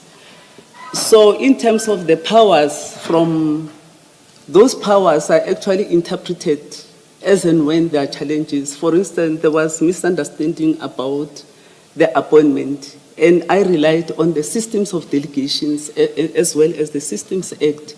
That, well, Chief, in as much as you are saying you are responsible for appointing from Deputy Chief of Police up to a cleaner in your department, it is not possible. Hence, Council has created systems of delegation. When is he going to do his work? When he must sit in the interviews of junior officials. So the systems of delegations, as approved by Council, is meant to assist senior managers to concentrate on the general performance of the department, on governance issues, and on strategic issues than on operational issues.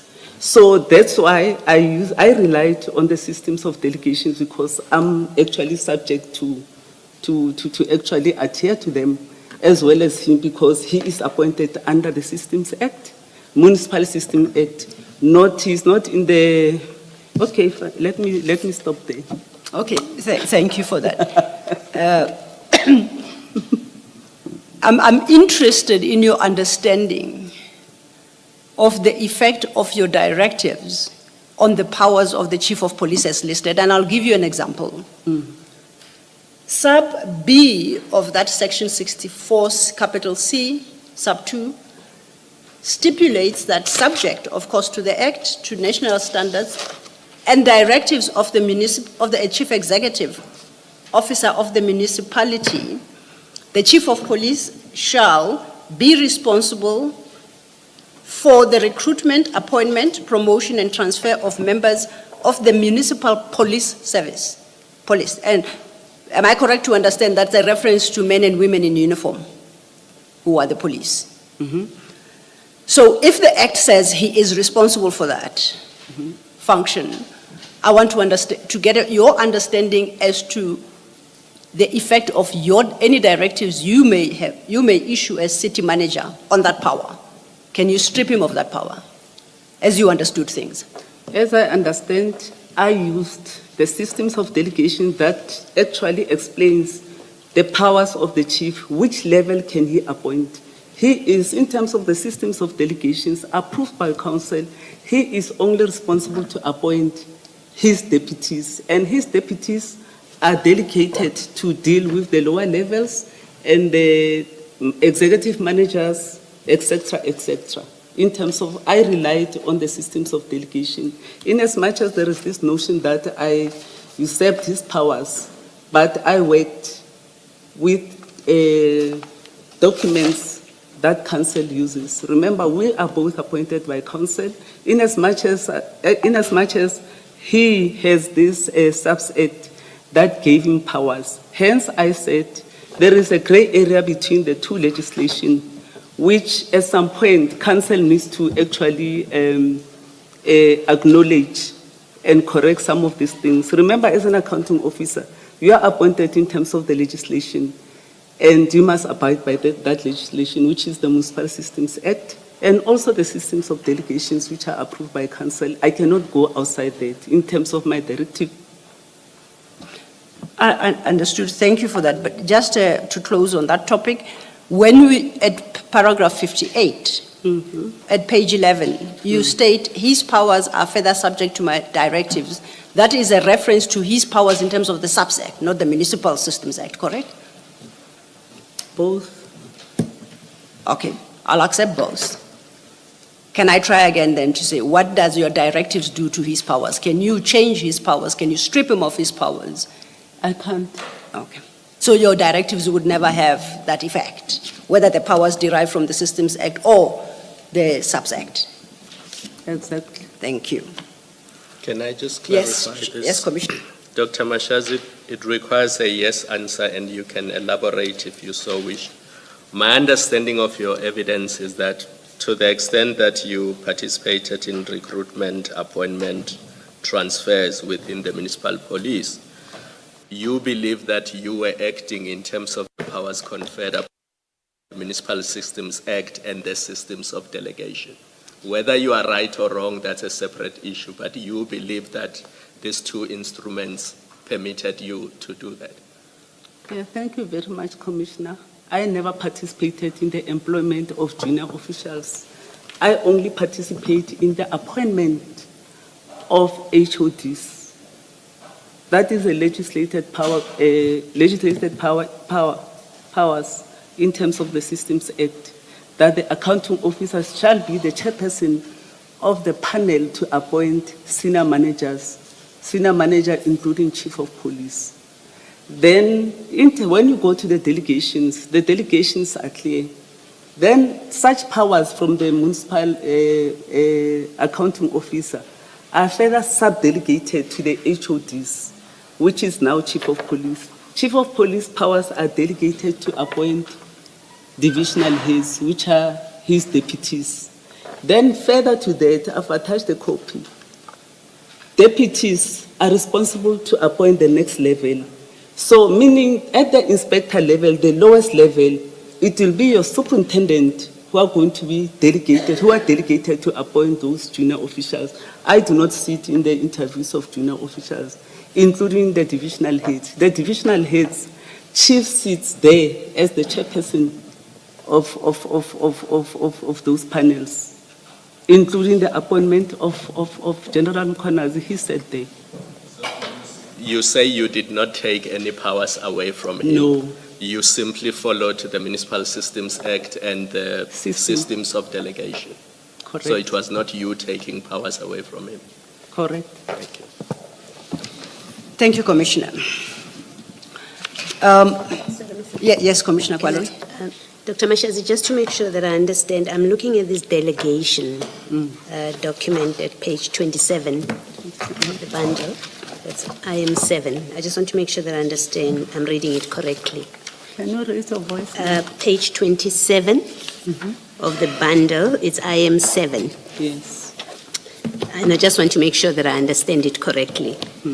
So what you've got there is you've got in that shaded part, it says the HOD has the following, EMPD has the following assigned to him in terms of the applicable legislation. You see where I'm reading?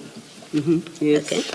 And then if you go to item 2 thereof, it says responsible for maintaining an impartial, accountable, transparent appointment, promotion, and transfer of members of the Metro Police Service.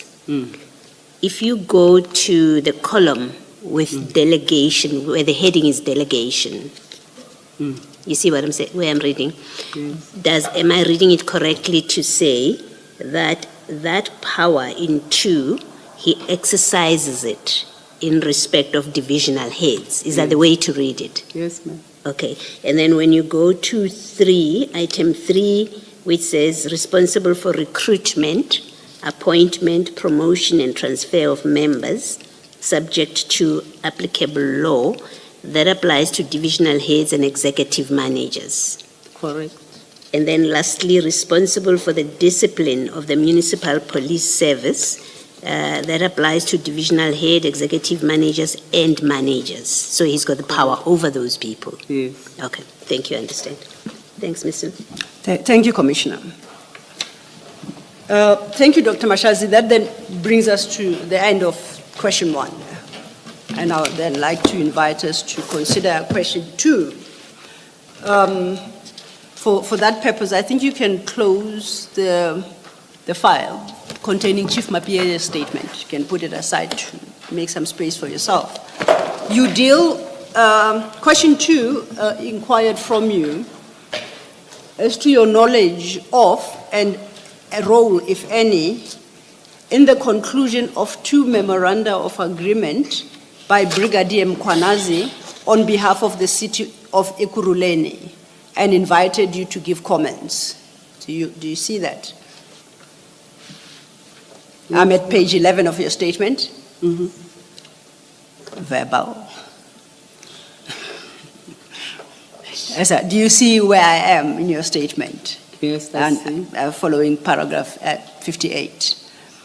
And you deal cumulatively with the question 2.1 and 2.2, because the one question was specific to the memorandum of agreement with Medicare 24 during or about October 2021, and the other one being item 2.2 dealt with memorandum of agreement concluded with CAT VIP protection during or about October 2021. You then provide your answer from paragraph 59 at page 11 through to 66. Would you like to take the commissioners through your response as regards any knowledge you had regarding the conclusion of these 2 documents and any role you played, if any, in the conclusion of the 2 documents? Thank you. Thank you, SC. The document, the memoranda, the 2 memoranda that were signed by Brigadier Mkwanazi, to my knowledge, to enter into a memorandum or memoranda without the accounting officer. The memoranda obviously contained the issue of the donation and so forth, but for me it was illegal. It was not within his powers to actually enter into those memoranda. You reference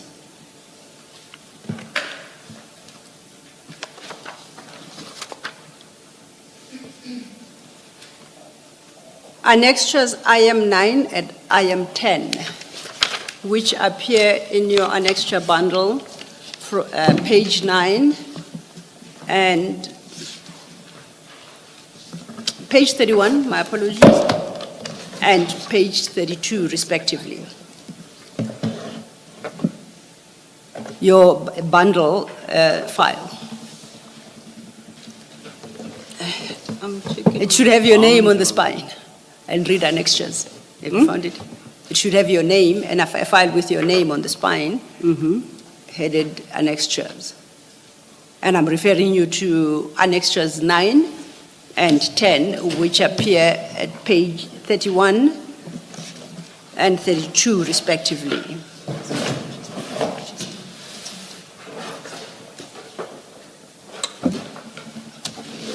Page, apologies for No, that. it's quite okay. Page? Page 31, Yes.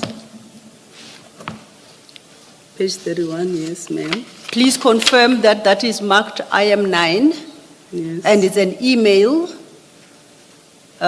with a name at the top, Liesel Tires. Is that where we are at? Yes, ma'am. Okay. We are going to have regard to that document.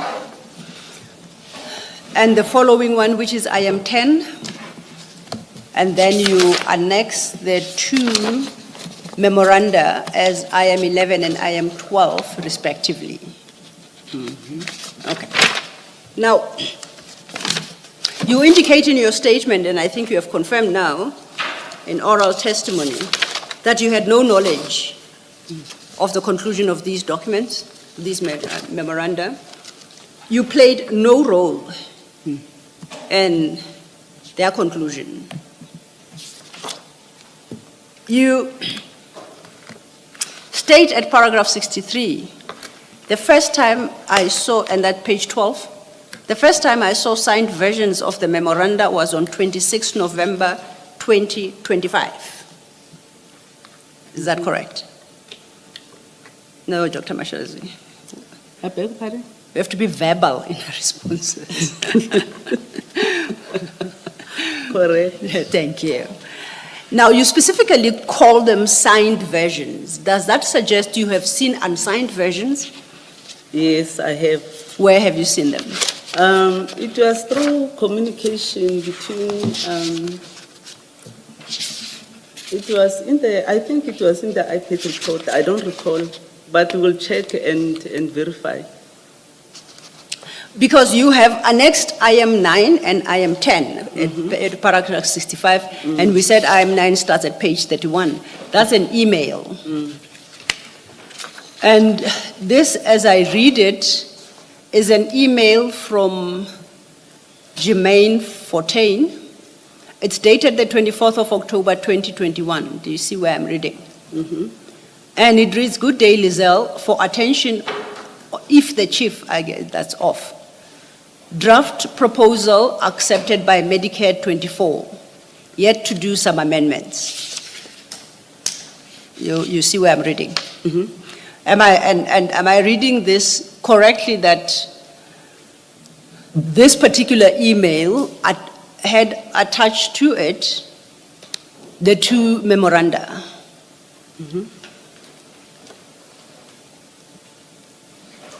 Sound.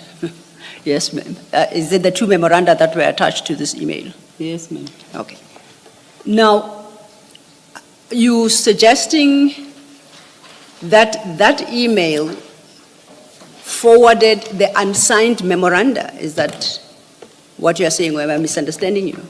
Yes, ma'am. As we indicated about the time constraint and the volume of evidence and statements, and as well as transcripts from the witnesses. Well, our statement needs to be amended in terms of that, in terms of this particular sentence, and we would amend that. Okay, for the record, just indicate the extent to which you'd like to amend that sentence, just to Yes. place it on record. That we first saw the signed one, but to be honest, the question that you posed to me is, was I aware Yes. of the memoranda? And my answer was that I was not aware, and also it was irregular for the department to enter into that. But in terms of how and when, which one was signed, in terms of the iPad report, whether it was signed or not, I cannot give you a definite answer. That's why I'm saying we'll go back and recorrect. Okay, because you attach at paragraph 64, the two signed memoranda, marked Yes. annexed to IM 11 Yeah. and 12. Am I understanding you correctly that IM 11 and 12 are the signed versions that you first came to learn of on the 26th of November 2025 Exactly. when they were presented to your attorneys? Yes. Okay. Then does that suggest that you were aware of unsigned versions? Yes, ma'am. Are you able, firstly, where did you obtain the unsigned versions, if I may inquire? I don't remember, as I'm saying that, because of the time constraint, Yes. it was difficult for us to get information anyway. And as I indicated during our session, that when you request document, you are requested to go through the POPI Act and so forth and so forth. So the time given to us, it was definitely difficult, because at some point we requested some document and we were told that we must apply. My attorney must apply. And I'm expected to appear and give proper evidence in terms of my testimony. Okay. Then the annexed IM 11 and IM 12, which you say you obtained from the commission, attached, are both signed and date by above the name J.D. Mkwanazi, Director, Specialized Services. And I'm looking specifically at page 42, 35 and 42 of the two annexures. You see that? Yes, ma'am. At page 35, it's the conclusion of the first memorandum. There's a signature there that has been redacted. It's J.D. Mkwanazi, Director, Specialized Services. The second memorandum, JM 11, starts at page 37, and page 42, once again, has got a redacted signature, and above the name J.D. Mkwanazi, Director, Specialized Services. And these are the documents that you say you obtained from the commission. Both of them are dated, partly dated. No, they are not dated. They reference, however, an effective date of 10/2021. Do you accept that, just from the Yes, document I do. itself? Yes, I do. So we can accept that these would have come to your attention at the earliest in October 2021, at the very earliest, not before. Do you accept my logic? I don't. They are dated October 2021. They would suggest that they would not have been in existence prior to that date. Yeah, they were never brought to my attention, as I indicated. Whether they are dated 2021, he signed them in 2021, or all I'm saying is I don't want to get into details of when was it signed, the draft, and so forth. All I want to respond to, according to my knowledge and according to my understanding, is that the two documents were never brought to my attention. This is the practice from the Department of Metropolis, not the city itself, because if I was aware of such memoranda, I was going to take action, to be honest, because it is irregular for a department to enter into any relationship with external service provider without the knowledge of their accounting officer. And my question was informed by your statement that you had seen the unsigned version of these memoranda, and I was trying to determine, and for that we will have to rely on your memory, as to when that could possibly have been that you saw unsigned memoranda. Can you repeat the question? I say my question regarding these two is informed by what you stated, paragraph 63. You said the first time I saw signed versions was when you obtained them from the commission. I had asked you a question, that's whether it is correct to understand that means you have seen unsigned versions, and you confirmed that. So I wanted to determine when that could possibly have been that you saw unsigned versions of these two memoranda? I think it was during the IPID report. I'm not sure, hence, ma'am, I'm saying, can we be given an opportunity to go and confirm? I'm happy to do that. I don't have a challenge, but I just Okay. want to know what opportunity we are giving you. Yes. Yes. Are we giving you an opportunity to go test whether or not you saw the unsigned memoranda in the IPID report, Yes. or whether you saw them elsewhere? Yes. Okay. But as a guesstimate, you would say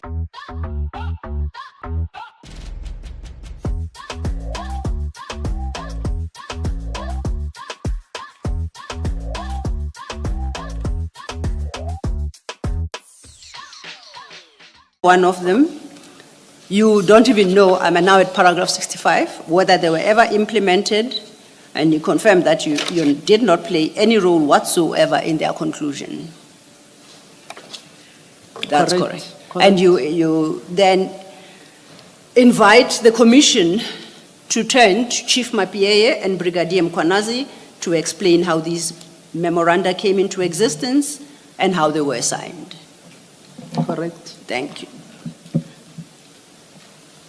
That then concludes your response to the second question as regarding.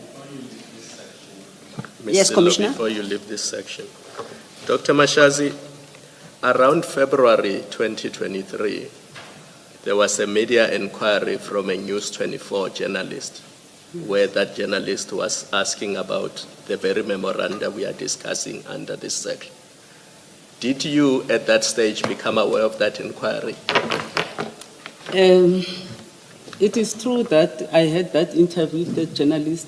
His inquiry was about the investigation, the internal investigation, not actually the memoranda, the two memoranda. It was about the investigation and the discipline, the investigation from IPID. What was my understanding? What have we done with the IPID report? That was the basis of the interview with the journalist. No, I'm not asking about the media interview you had. I'm asking about inquiry from a journalist called Jeff Wicks on 2 February 2023, Yes. which was addressed to EMPD or Ekurhuleni, where the subject of the inquiry was this very memoranda that we are discussing now. Unfortunately, I did not deal with that particular inquiry. And even the investigation, it was between the HR and Chief of Police as well as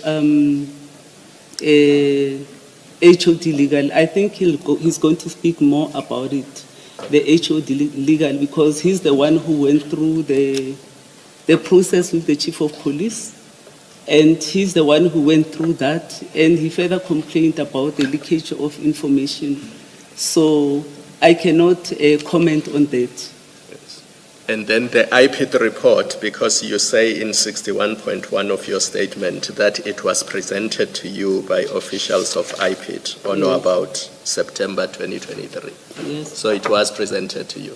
The IPID report, yes, was presented to me. And am I correct that the IPID report recommended that the city of Ekurhuleni must charge Julius Mkwanazi? Agree. And the subject of those charges was this very memoranda that we are discussing, that he had entered into this memoranda with CAD Security Services. That was the recommendation from IPID. Yes, sir. And you did not act on that recommendation. In fact, you either disregarded it or you chose not to comply with it. I don't know which is which. In terms of the IPID report was presented. Number one, it was sent to Chief of Police to action because Julius, by then, he was a director. So I did something because the allegations contained in the IPID report were very gross.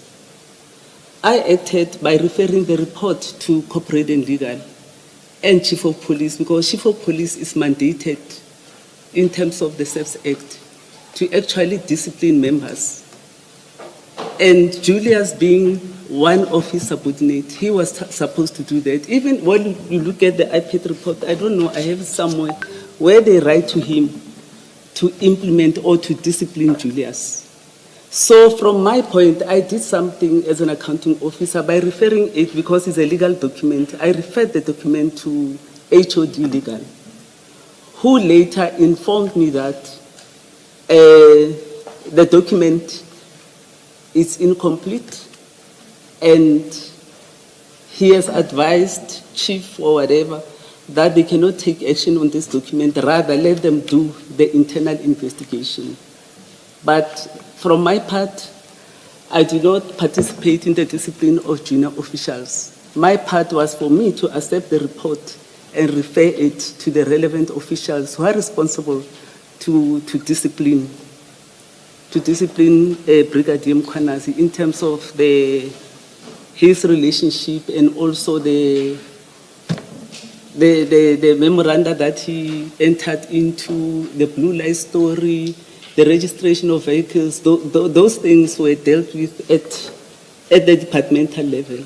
So, as city manager, when you become aware that at departmental level, in the face of such serious allegations, they have not taken any action against Brigadier Julius Mkhwanazi, did you just wash your hands? Once you became aware that they have not done anything in the face of such serious allegations, what was your part then? When I became aware, can you repeat the question? You say you referred them to the department. So there was an IPID report. It recommended that Julius Mkhwanazi be charged. You referred it to the department for Mapieye to do something about it. You also referred it to legal to have a look at it. Yes. And we know nothing came of either the Mapieye process or the legal process. Now you as city manager, in the face of such serious allegations that impact the city of Ekurhuleni, its credibility, its processes, because you've just said to us, if they entered into those memoranda, that's irregular and you would have done something about it. Now I'm saying to you, when they did not do anything about it, what did you as city manager do?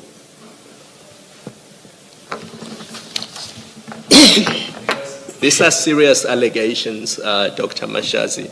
You can't have a situation where a security company that has no relationship with the city of Ekurhuleni brings cars to Ekurhuleni and they are registered in the name of Ekurhuleni, and then they are given back or they are never handed over to the city of Ekurhuleni. And then that very security company uses blue lights. And they use those blue lights because there's supposedly a memoranda concluded between Ekurhuleni and that security company authorizing them to make use of blue lights. I mean, those are serious allegations. And to me, it's not good enough to say, I referred it to Mapieye, I referred it to head of legal. When they did not do anything, I also did not do anything. I find that very difficult to accept. Okay, I take your point. You have a comment? No comment.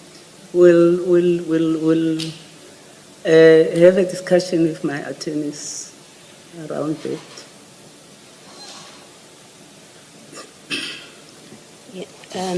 Dr. Mashazi, maybe on this particular discussion, I know it's ahead in your statement somewhere, but maybe when you want to reconsider and discuss with your attorneys, you may want to have a look at your paragraph 91 in the statement, because in that paragraph 91 of your statement, in that paragraph you tell us who you referred the IPID report to. And now you're saying something different. And maybe take that into account and see what you want to do with it. When you consult with your lawyers, you tell us that you referred it to Kemi Behari, and now you mention Mapieye, and you haven't mentioned him in respect of this report. Okay, thank you very much, ma'am. Isaac Mapieye, in terms of the IPID report and in terms of his responsibility, he was supposed to discipline Julius. He was supposed to discipline him. 2, I referred the item to the report to Kemi because he's a lawyer. And I think it is our processes that any legal document must be sent to the head of legal to actually peruse and give the accounting officer an opinion Yes. on how to move forward. But the responsibility still lied with the chief of police to discipline Julius. Yes. So did I mishear you then? Because I thought you said you referred the report to Mapiyeye and Behari. Did I mishear that You part? misunderstood. Thank you, sorry, ma'am. Thank you so much. The report was directly sent to Mapiyeye from the IPT. They wrote to him as the chief of police to discipline Julius. Yes. And later, the report was presented to me, and I found the report to be problematic in a sense that there were serious allegations. That's why I sent the report to Kemi and for Kemi to actually advise me in terms of moving forward the report. Okay. Like I said, it's a topic later on, so I would like to explore it further. Okay, so sure. I'll pause there for now. But maybe before you leave the topic you were discussing with Ms. Sillo, I just wanted to make a correction factually. At the bundle now, not the statement, the other bundle, at page 31, those emails, I think you and Ms. Sillo have said that the attachments to that email are the two memoranda. And maybe let's look at the memoranda and then I'll make the correction that I think needs to be made. And then you can say if I'm correct or not. So in that bundle, the two memoranda start at page 33. The first one is the Ekurhuleni Metropolitan and CAT VIP protection. That's at page 33, you see that. And then the next one is at page 30, just if you would just hold on for me. 37. The next one is at page 32, I think, 32, yes. And it's Ekurhuleni Metropolitan Police Department and Medicare 24, Emergency Medical Services, / Anubi Protection Services. You see that? You see Commissioner Baloyi, for the record, may I correct? The second one is at page 37, not Oh, page I 32. do apologize. Indeed, Yes. page 37. I'm sorry. So you can see the one at page 37. It's different parties except for the Metropolitan. The other party is different. At 37, Yes. it's Medicare and Anubis Protection Services. So it's a different protection services company. You see that? Okay. The correction I thought needs to be made is if you now go back to page 31, keeping in mind what I've pointed out now, if you go back to 31, that email there, the attachment is described as pre-final EMS and EMPD MOU. You see that?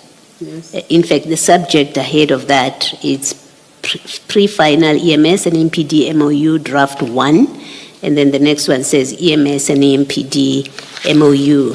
None of these headings refer to CAT Protection Services or Anubis Protection Services. You see the point I'm making? Yes, yes. Okay. So it seems that we are talking about one memorandum that was attached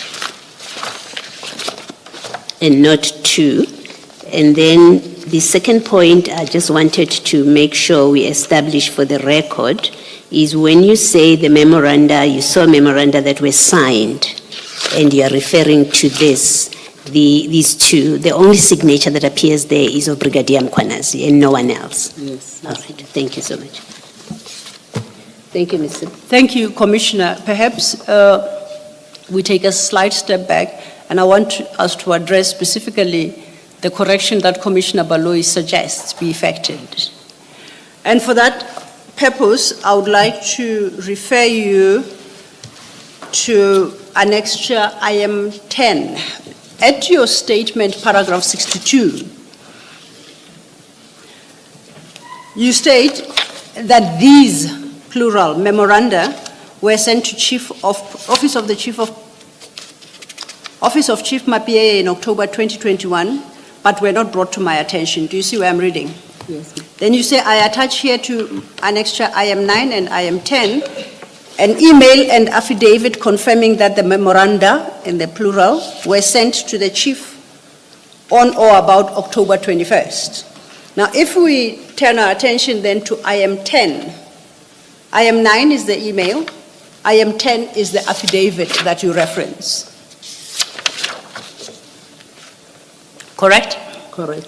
On my reading of IM 10, that is a statement on a City of Ekurhuleni letterhead written in the form of an affidavit and signed by, it states, Liesel Tyers, Personal Assistant, Office of the Chief of Police, Ekurhuleni Metropolitan Police Department, City of Ekurhuleni, and it's dated the 17th of August 2023 at the bottom.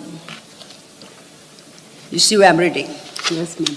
Now I want us to go to paragraph 2 of that document, that affidavit.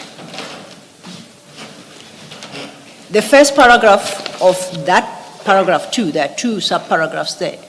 The first reads, I can confirm that I received the mentioned document via email from Superintendent Jermaine Fontaine, dated Sunday, 24th October 2021, and calls it a pre-final EMS and EMPD MOU draft 1.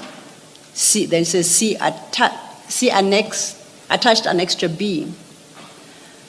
Then the second paragraph reads, I can confirm that I have received a second email with attachment MOU memorandum of understanding from Superintendent Jermaine Fontaine on the same date, about a few minutes later. The first, the email is supposed to have gone through at 16:09. The second one at 16:13.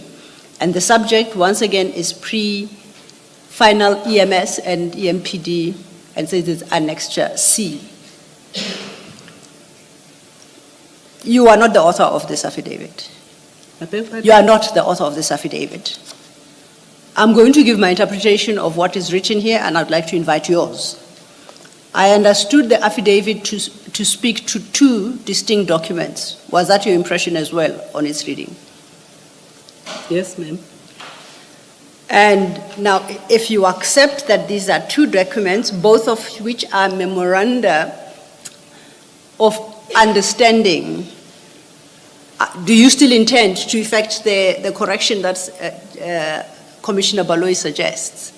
Because your statement speaks to 2 distinct memoranda, and you say, though the signed versions of those memoranda that are referenced in this document are what we now call IM 11 and 12, which you received from the Commission. So if I can take you back, are we talking about one memorandum here, insofar as both this email and that you have attached and the affidavit that you have attached, or are we speaking about 2 documents? Yeah, the memoranda that we're talking about, there are 2. Yes. One is for the Medicare and one is for the CAT VIP security services. And you maintain those are the 2 documents that you say are referred to in this affidavit. Can I inquire, even just on a reading of it, this affidavit was not communicated via the email that is attached as EM10, because EM9, because that communicates the memoranda. Where did you obtain this particular affidavit from? Ma'am, I'm not sure. No, you don't recall. And I don't recall, and hence I said we were struggling to we got information from this one. Okay. So it is difficult for me to actually indicate the source of the document. But the document obviously is from the EMPD department. Yes. No, I accept that response. Thank you. Yes, Commissioner. Yeah. Can I, Dr. Mashazi, I'm not suggesting that in the final analysis it's going to be of any big moment. I just wanted the factual correction. If you look at that same affidavit that Ms. Sillo is pointing you to, the first paragraph she read refers to an email at 16:09, which contains one memorandum, and then another one at 16:13. It contains a different MOU. Now, the email from Ms. Fontaine at page 31 is at 1609. So we know from the affidavit that it contained one memorandum. That's all I wanted to correct, because I had understood the exchange between you and Ms. Sillo to be that Ms. Fontaine had attached to this email at page 31 two memoranda. So I was just making that correction. You see the correction I was making? Yes. That what she has attached at 31 is in fact the one memorandum at 1609. Yes, ma'am. Thank you. Thank you, Ms. Sillo. Thank you, Commissioner, and I think the correction is correctly pointed out, because in terms of the affidavit, there are two distinct emails. The Times reference there speaks to two different emails. Because you had already started this topic with Commissioner Khumalo, perhaps it's appropriate that we then jump ahead in your statement to close this IPID investigation issue regarding the use of the blue lights and the conclusion of these two memoranda. You understand? So I'm going to jump ahead. Rather than park it, drift into yonder somewhere only to come back to the same issue. May I suggest that we run ahead and look at page 21. At page 21, you answer question 10. And specifically, the failure to implement the directives by IPID to initiate disciplinary action against Brigadier Mkhwanazi. You see where I'm reading? Mm-hmm. To help you, or to help us all to understand exactly what we are talking about, please try and locate Chief Mapie's annexure bundle, and that's where we will locate the actual IPID report. Chief Mapie's bundle.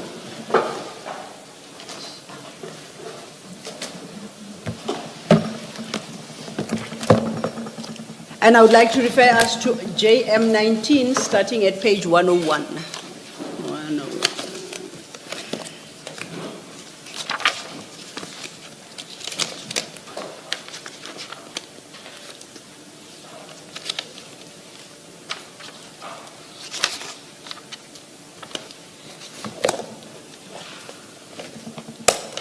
Have you located it?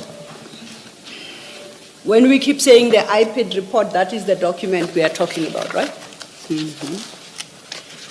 Is it? Yes, ma'am.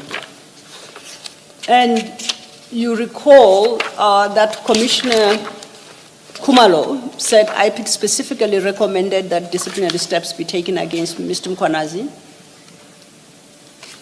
And that recommendation appears at page 103 under the heading IPID recommendations. Yes, ma'am. And that is the report you received. Mm-hmm. And Commissioner Khumalo wanted to understand the failure to act on that recommendation. Correct? Your failure, specifically as a city manager. That's the question that Commissioner Khumalo had posed to you. I don't agree that I did not act. I indicated that receiving this document, I acted. And the person responsible to discipline Mkhwanazi is the Chief of Police. Okay. I wish the Commission could understand how council works and how the systems of delegations work.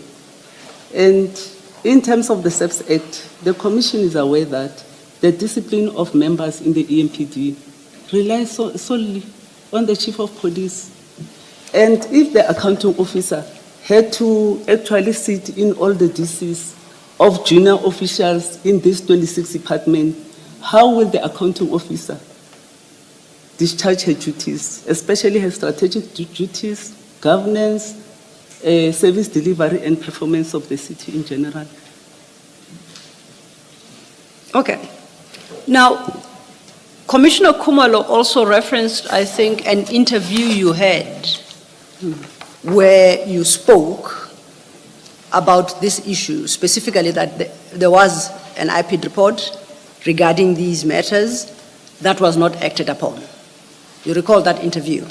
Yes. And I would like us to play that clip and then to appreciate the response you gave to the journalist at the time. It should come up shortly.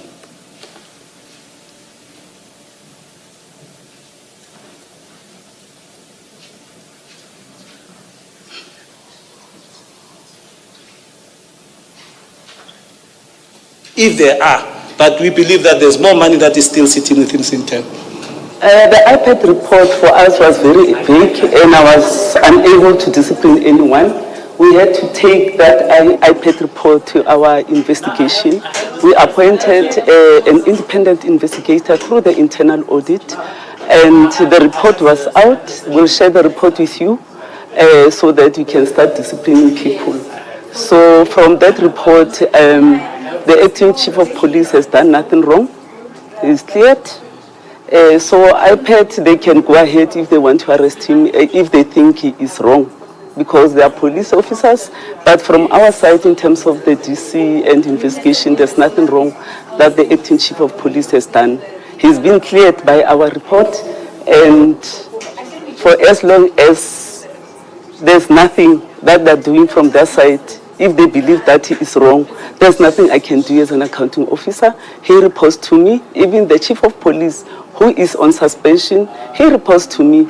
If there's any wrongdoing from his side, I must do my own investigation, and I must also subject that person to a DC. I can't subject my officers to a DC based on a report that I myself do not understand, because I had to take it to legal, and legal analyze the report, and they refer the report to internal audit. We're issuing fines. Thank you. I won't even summarize my key takeouts, but I'll ask questions based on what I understood your responses to have been. My first is that you indicate in that interview that Brigadier Mkhwanazi did nothing wrong. You say he was cleared by the report, and you reference an internal audit report that cleared him. Did I understand you correctly? Dr. Mashazi? Exactly, I'm listening. Did I understand you correctly? Yes, ma'am. What internal audit report is this? The internal report, remember I said I referred the report to HOD Legal. And HOD Legal confirmed, I think there was some annexure from Mr. Nguza's testimony. Yes. And I don't want to dwell into that, because the HOD Legal will talk about that, about their response and about going through the report and about their own opinion advising the accounting officer. Remember, I'm not a lawyer. Any legal document that come to me, I must refer it to corporate and legal. Hence, we have that department. So whatever advice sitting here, I think the opinion, it was their opinion then at that point. But looking at the serious allegation now, I feel the HOD should come and talk to the opinion. If I was misled, I will accept. Okay, we will take the offer, and we will invite the head of legal accordingly. My particular interest is, particularly as an accounting officer, you very specifically reference a document and you call it internal audit report. That's a very specific term, and I'm sure you understand what that means. And you said that specific report cleared Mr. Mkhwanazi. My question is, where and how, when did you see that report? Who did you receive it from? And how can the commission obtain a copy thereof? It was from The Chief Audit Executive. Sorry, please say that again. Chief Audit Executive. And who was the chief audit executive? It was Philip Rapal. Philip Rahwali. Yeah. And when was that, considering that the IPID report I referenced you at page 101 of Mapieye annexures is dated the 1st of September 2023. So I take it that the internal audit report would be dated after that date. Exactly. Would you recall how much later after that date to assist our search? I wouldn't. I don't recall, ma'am. You don't recall. Now, you said in no uncertain terms in that interview that it cleared Mr. Mkhwanazi and that he did nothing wrong. What in the report, what wording appeared in the report that gave you such a definitive and conclusive understanding of the outcome of the internal audit exercise? Did it say, this report clears Mr. Mkhwanazi? Did it say, following extensive investigations, no wrongdoing could be established on the part of Mr. Mkhwanazi? I'm trying to understand, what was the wording, as you recall, of the report that led you to conclude as you did, and you communicated to the journalist accordingly? I can't recall. I will still have to go back and check. Sorry, I missed I that. will go back and check. You'll go back and check. Now, getting back to the IPID report, in the interview with the journalist, you said the report was vague. That's the explanation you provided. And you said, and as a result, you were unable to discipline anyone. Do you recall that bit? Now, I want to invite you to Annexure JM19 of Mapiye's annexure bundle, which I said is the actual IPID report. And if you could just highlight what in particular about that report you consider vague, with reference to the report itself. Can you repeat your question? We are looking at the IPID report. Have you located it in Mapiye's bundle? It's Yes, marked I do. JM19. It starts at page 101. Now, you said to the journalist in that interview that no one was disciplined because the IPID report is vague, and therefore you were unable to discipline anyone. And you don't understand the content of the report. My question is, which part of this report do you consider vague? Just by flipping through now so we can understand your challenges at the time. The report was fully analyzed by corporate and legal. Hence, I said, can we allow Advocate Kemi to come and talk to the report and also talk to his opinion about the report? And I indicated at the beginning of my response that if I was ill-advised or given an opinion that is not sustainable from the department, can we therefore allow Advocate Kemi to come and speak to the report? That's all I'm asking. Okay, but as I indicated, we are happy to do so, except your own words seem to suggest that you consider the report vague. Are you saying that Advocate Bihari advised you that the report is vague? Or did you form the opinion that the report is vague, the IPID report? That is my understanding from his opinion, from what he said. That is my understanding. Oh. Hence, I'm saying I do not want to waste Commissioner's time by saying stories I don't know, legal stories that I don't know and understand. I will ask the Commission. Advocate Kemi Bihari is coming on the 4th to pose this question to him about the opinion he rendered to the accounting officer. Remember, I'm not an expert in all the fields. We have engineering department, legal, HR, and so forth. I'm not an expert in those areas. I rely on HODs to advise me in terms of some of these reports or programs within the city. My question was prompted by your choice of words in that interview. You said the report is vague, but based on what you've just said now, please correct me if I'm wrong, you you were not suggesting that you reached the conclusion that the report is vague, but you are saying that Advocate Bihari advised you that the report is vague. Is that what you were trying to communicate? Yes, ma'am. So you are not in a position to look through the report now as we sit here to try and understand which aspects of the report are vague? No. And you operated purely on the basis of what Advocate Bihari informed you and advised you Exactly. in his capacity as a lawyer? Yes. If we go back to your statement, then... Can I just Commissioner. ask a question? Dr. Mashazi, did you read this report from IPID at all? Yes, I went through it, and because I must interpret it properly Yes. before I take any action. Remember, IPID, in as much as there's a memorandum of understanding between ourselves and IPID.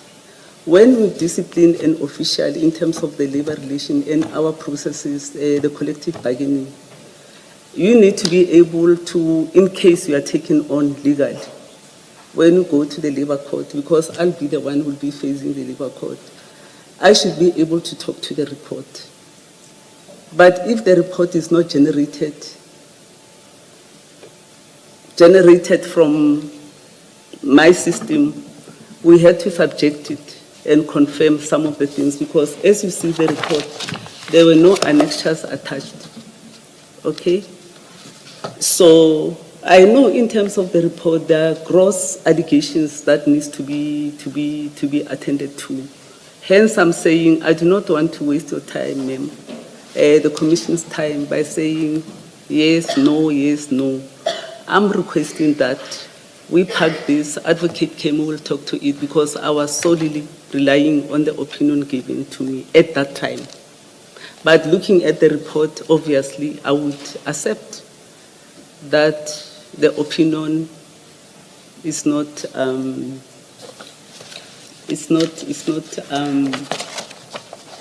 assisting. The reason I ask whether you read this report when it was given to you, it's because I'm worried if an impression is created or is drawn from how you're testifying that you received this report and simply passed it on. You didn't look at it, you didn't engage with its contents, you just passed it on to Advocate Bihari, and then he came back to you with his advice that ignore it, it's vague, and as city manager you were content to deal with things at that superficial level. I'm concerned that your evidence may be misunderstood to convey that. Hence my question, did you read this report? Yeah, I perused the report. Yes, you did read it. Yeah, I perused the report. Now, having read it, Yeah. and you've explained that you would have to defend your position about, the position you take about it. Having read the report, and I'm going to assume that you reread it to come and testify here, what in the report in front of you did you consider to be vague, unsubstantiated conclusions about what Brigadier Mkhwanazi is being accused of? Yeah, post the commission and the evidence that we received, the report is full of gross misconduct, and it needed an action from the city. But initially, because I just perused through the document and there was no attachment to it to confirm, that is the decision that I took after I was advised that the report is vague. Okay. A different question still relating to this. In your evidence earlier, you say that Chief Mapiaye was responsible to discipline Brigadier Mkhwanazi. And you don't get involved with that. And indeed, this report from IPID, you're correct, is addressed to to Chief Mapieye, but we know from your evidence that it does come to your attention. But in that interview, you speak about you being responsible to discipline Brigadier Mkhwanazi. That's what you say in your words. And I'm really confused about what you're saying about your involvement with disciplinary action relating to Brigadier Mkhwanazi. Thank you very much. If you listen to the interview, I said I have a right to discipline Mkhwanazi as an acting chief of police and including chief of police. That's my statement. Acting chief of police, you assume the responsibility of being the chief of police, and the responsibility of disciplining lies with the city manager. So where criticism is that the city failed to discipline Brigadier Mkhwanazi arising from this report, according to this interview, that includes you. Because you say you relied on Advocate Behari's advice, and he will come and speak for himself. But to the extent that you own up in the interview that you have the authority to discipline your acting police chief, and you have decided not to discipline him because the report is vague and you've conducted an investigation, that's on you. It's your decision at that point not to discipline him. Thank you, ma'am. Let me give clarity to your question. At the point of the report and the memorandum, signing of the memorandum, Mkhwanazi was a director. That's why the responsibility of disciplining him was resting in the authority of the chief of police, not the authority of the accounting officer. Hence, in my interview, I said him as an acting chief of police then, and he acted just for a short period. And the chief of police himself, they report to me, acting in the capacity of chief of police. But at the time of this incident, he was a director. And the only person that could discipline him was the chief of police. But from the interview, we know that you made the decision, for reasons that you've given, you made the decision that there's nothing to discipline him for because an investigation has cleared him. So you made a decision when in that short time that he was acting. You made the decision arising from this IPID report, there's nothing to discipline him for because your investigation has cleared him. I think I've answered that I was advised at that point. Whether the advice is admissible or the advice is helping the process, the head of legal will explain. Okay. And then, can you just explain if the IPID report, as it is directed to the chief of police, and you say he had the authority to discipline, when you receive the same report, so we know where the authority to discipline lies according to you, it lies with the chief. When you receive the report, why do you take it to Behari when the authority lies with the chief? Why do you say to Behari, look at this, and then you rely on him now saying to you, don't discipline? It sounds like you were doing something that on your evidence didn't belong in your remit because the authority lies with the chief according to your evidence. Thank you, ma'am. Remember, the chief of police received this from IPID, I think, when was it? The date. The report is dated September. September. Yeah, he received this. And from his part, he did not want to act. I don't know why. Then he referred the IPID officials to my office, and they presented the report. There was Advocate Behari in the office. So as there were continuous inquiries about the report, Advocate Behari requested an official called Osborne Kanye from IPID to come and explain to us how do we move, because there were no attachment in terms of the report. That's why I wanted the advocate to come and talk to it. And Mr. Kanye said, because in the report, they were suggesting that there were some corruption, fraud and corruption, and advocate wanted to understand that.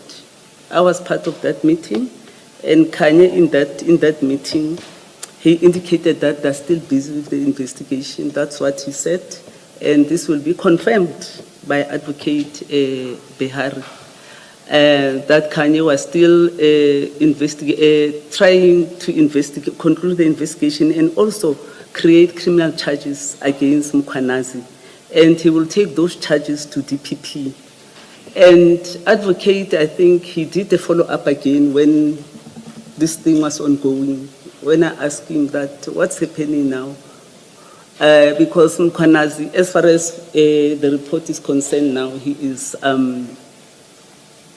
being accused of fraud and corruption, which must be dealt with. Then he wrote an email, he will present the email here to Kanye, Osborne Kanye in IPIT, to check how far is he with DPP, so that Mkhwanazi can be arrested for doing this. That's why in the statement I said IPIT should have concluded and they must arrest Mkhwanazi because they are police officers. Yes. Did you never become aware that employee relations commenced a disciplinary process against Brigadier Mkhwanazi? Are you telling us you never became aware of that when you say Chief Mapie never acted on this? DC, I don't know about the internal DC. I started knowing about this through the IPIT report. Remember, in terms of the departmental functioning and the systems of delegation, Chief of Police would discipline any member, and I wouldn't be aware, junior officials, I wouldn't be aware of that. And I do not get involved in that. Yes, I'm asking more specifically, Brigadier Mkhwanazi. I was not aware about the internal, and the report was never even shared with me. Okay. Thank you. Doctor, you considered that you perused the report, the IPIT report. Yeah. And your reason for taking it to Advocate Behari is that he has legal. But when you perused the report, you must have seen that there were factual, not legal contentions, but factual allegations. I'm sure you noticed that when you perused, did you not? I'm talking fact, not law. Must have seen that there were factual allegations. Is that correct?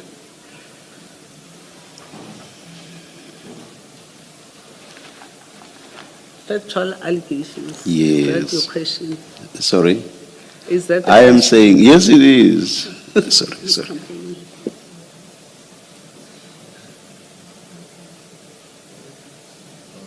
I'm told that somebody cannot hear what you are saying, Doctor. Maybe can you pull them, if that's possible? Pull them towards you, much closer, if the cabling will permit, just closer to you. And please speak up as well. Don't be too soft. Okay. Thank you. So I was saying, when you perused the IPIT report, you must have seen that it made factual allegations. Did you not? Yes. You did. Please speak up. Yes, sir. Yes. Commissioner. And serious allegations at that, because I think somewhere even the word fraud or fraudulent is used. So those are serious allegations, correct? Correct.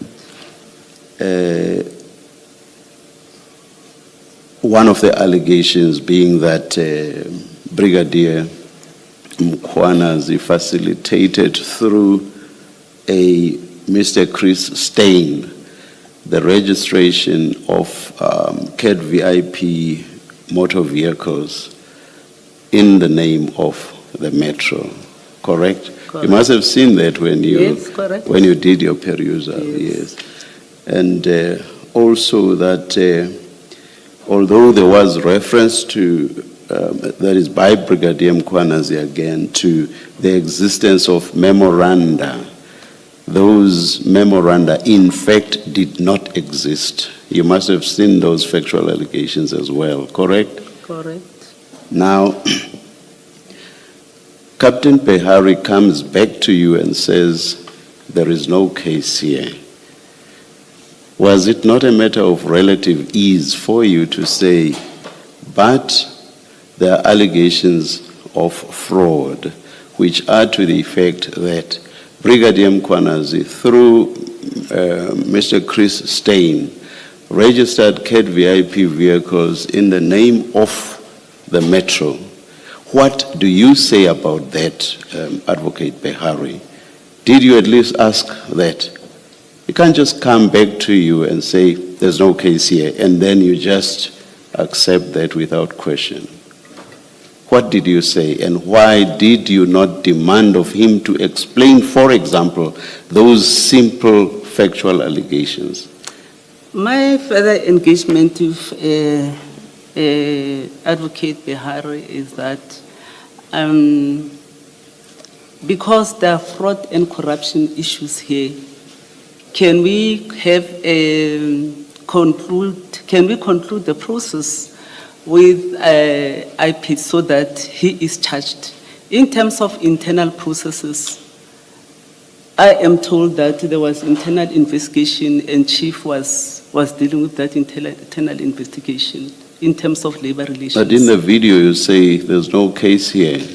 So it cannot, It's posed- the two can't stand together. Yeah. There being no case and the chief dealing with the case. I'm talking internal case. The two just cannot stand together. I'm referring to the IPIT report. Yes, The question is about the IPIT report yes, in terms of what I have done as an accounting officer. yes. And you are making a point to say that I should have made a follow-up with Behari. Yeah. That with this, after perusal of the report, with these allegations, don't you think that we should persuade the matter further? But my discussion with him, he relies solely to waiting for IP to conclude, because according to him, his understanding. That's why I'm saying I do not want to sort of throwing him under the bus. But he was dealing directly with IPIT and indicating that the report, the IPIT has promised that they've taken the report Okay, to let's- DPP. Let's focus on you then. When you say in the video, in the clip there, that there is no case, aren't you basing that on what Advocate Behari said? Yes, I am. So that takes me back to my question, Yes. which is, did you just take what he told you at face value without even questioning it? Yes, And I- I'm asking this question in the context of you being the accounting officer, the most senior administrative/executive official within the municipality. Someone comes with a report, you have perused and seen very serious allegations which make reference to fraud. So someone comes and just says there's no case here, and you do not engage on the specific allegations that you have read, you yourself have read. I concede. How can an executive, most senior executive or top administrator act in that manner? As I indicated that I deal with a lot of issues, but maybe this one in particular, I did not pay too much attention on it. But I must indicate that I am not protecting anyone, and I'm not here to throw anyone under the bus. The issue of not doing follow-up, I concede that I did not follow up as an accounting officer. You said, I've forgotten the actual words now, you said maybe you did not take it too seriously. What did you say? But something I like did that. not pay too much attention. You did not pay too much attention. Yeah. On something so serious, or did you not consider this to be serious? I consider it serious. Something that says a private entity's motor vehicles, the private entity being CAT VIP Protection Services, a private entity's vehicles were registered in the name of the municipality, of which you are the top administrator, and you do not pay too much attention to something like that. I just want to understand you, to understand your thinking both now and then. Then to be honest, I did not peruse the document thoroughly. As I think in my statement, there's somewhere where I indicated that I did not peruse the document. The document immediately, the advocate was part of the meeting with IPIT. The document immediately was taken by him to go and review it. When you say you did not peruse it thoroughly, I perused the document after.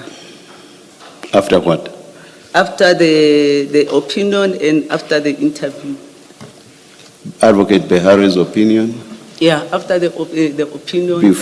Before you concluded that there was indeed no case? After I concluded, after he gave me opinion. No, the thorough perusal now is post you receiving the opinion. Yes. But before you come to a definitive view that there is no case here, not so? Yes.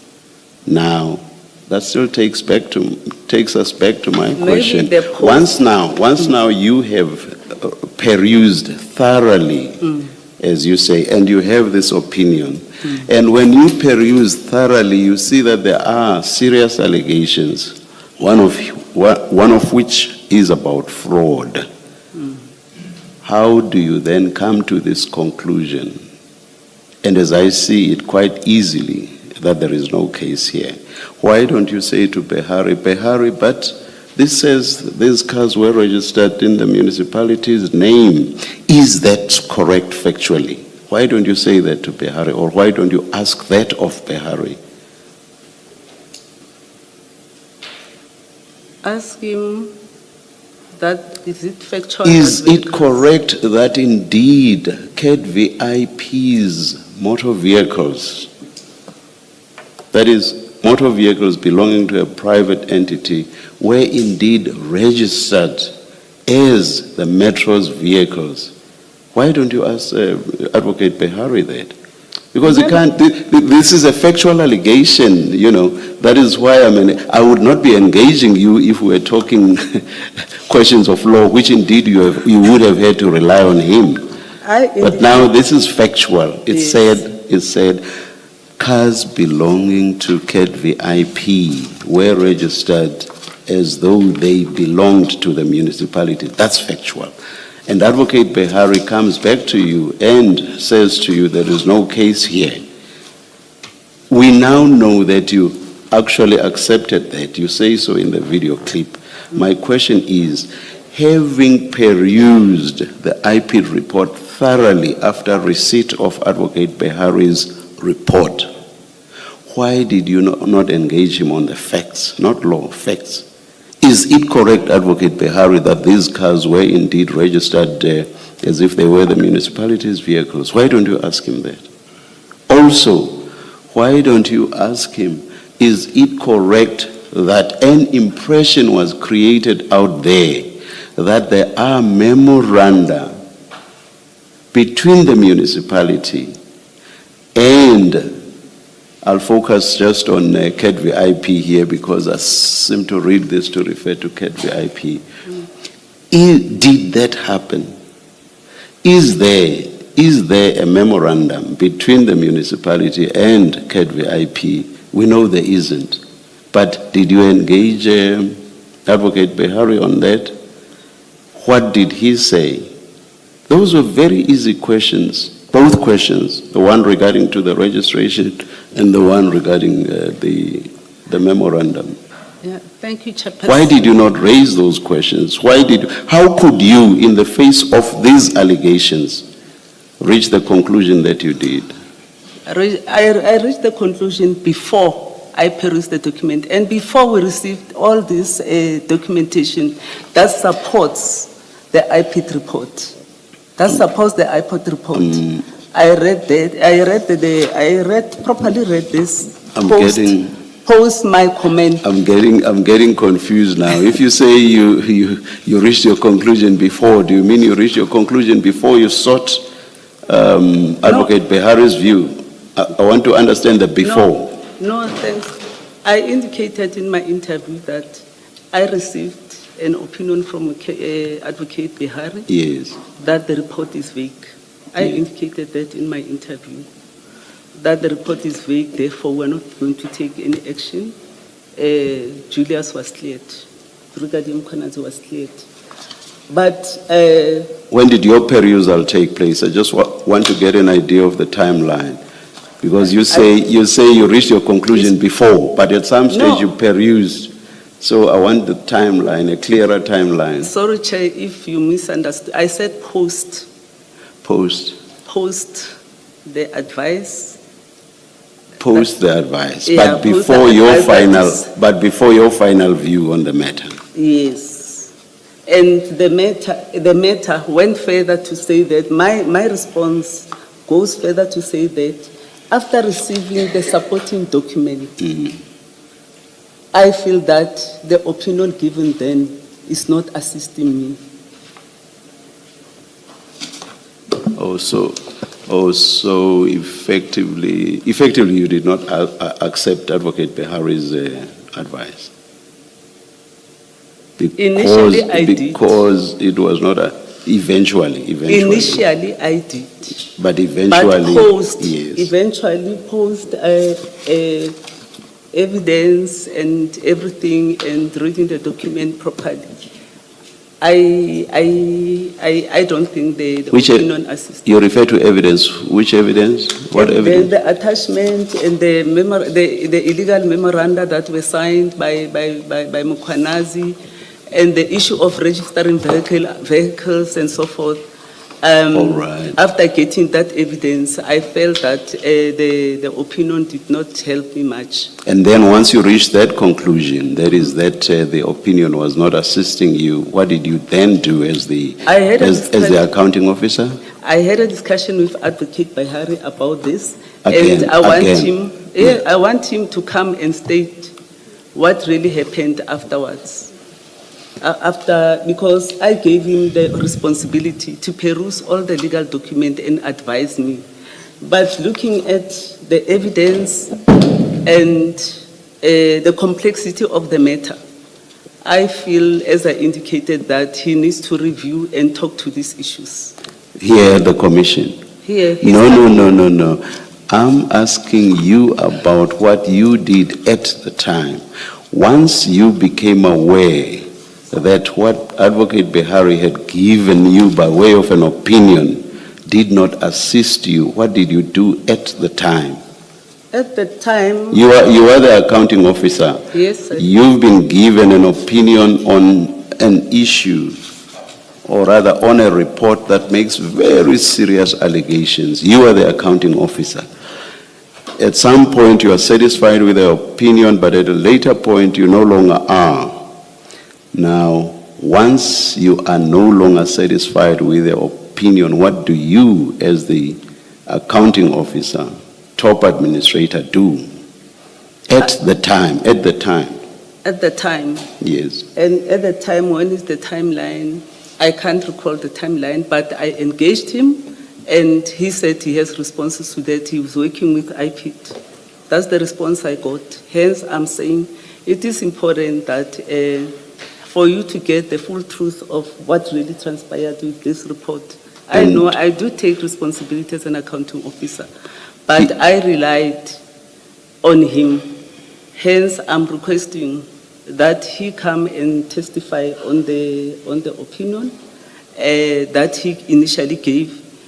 And as I said, that after looking at the evidence that was now provided in terms of the registration of vehicles and supporting documents for this IPIT report, I feel that that opinion did not assist me. He gave you a written opinion when you indicated to him that you were not happy with the opinion, did you write to him? Did you send an email? No. Or No. you And- communicated orally? Yeah, it was already, even the initial response from him, it was oral, and he said they're working on the response to get more information from IPID so that they're able to deal with the matter. Probably this is the the last question from me, at least on this aspect. I want to understand. Please jump to the need for Advocate Behari to come to this commission to testify and clarify his thought processes. But I'm interested to know, there's a point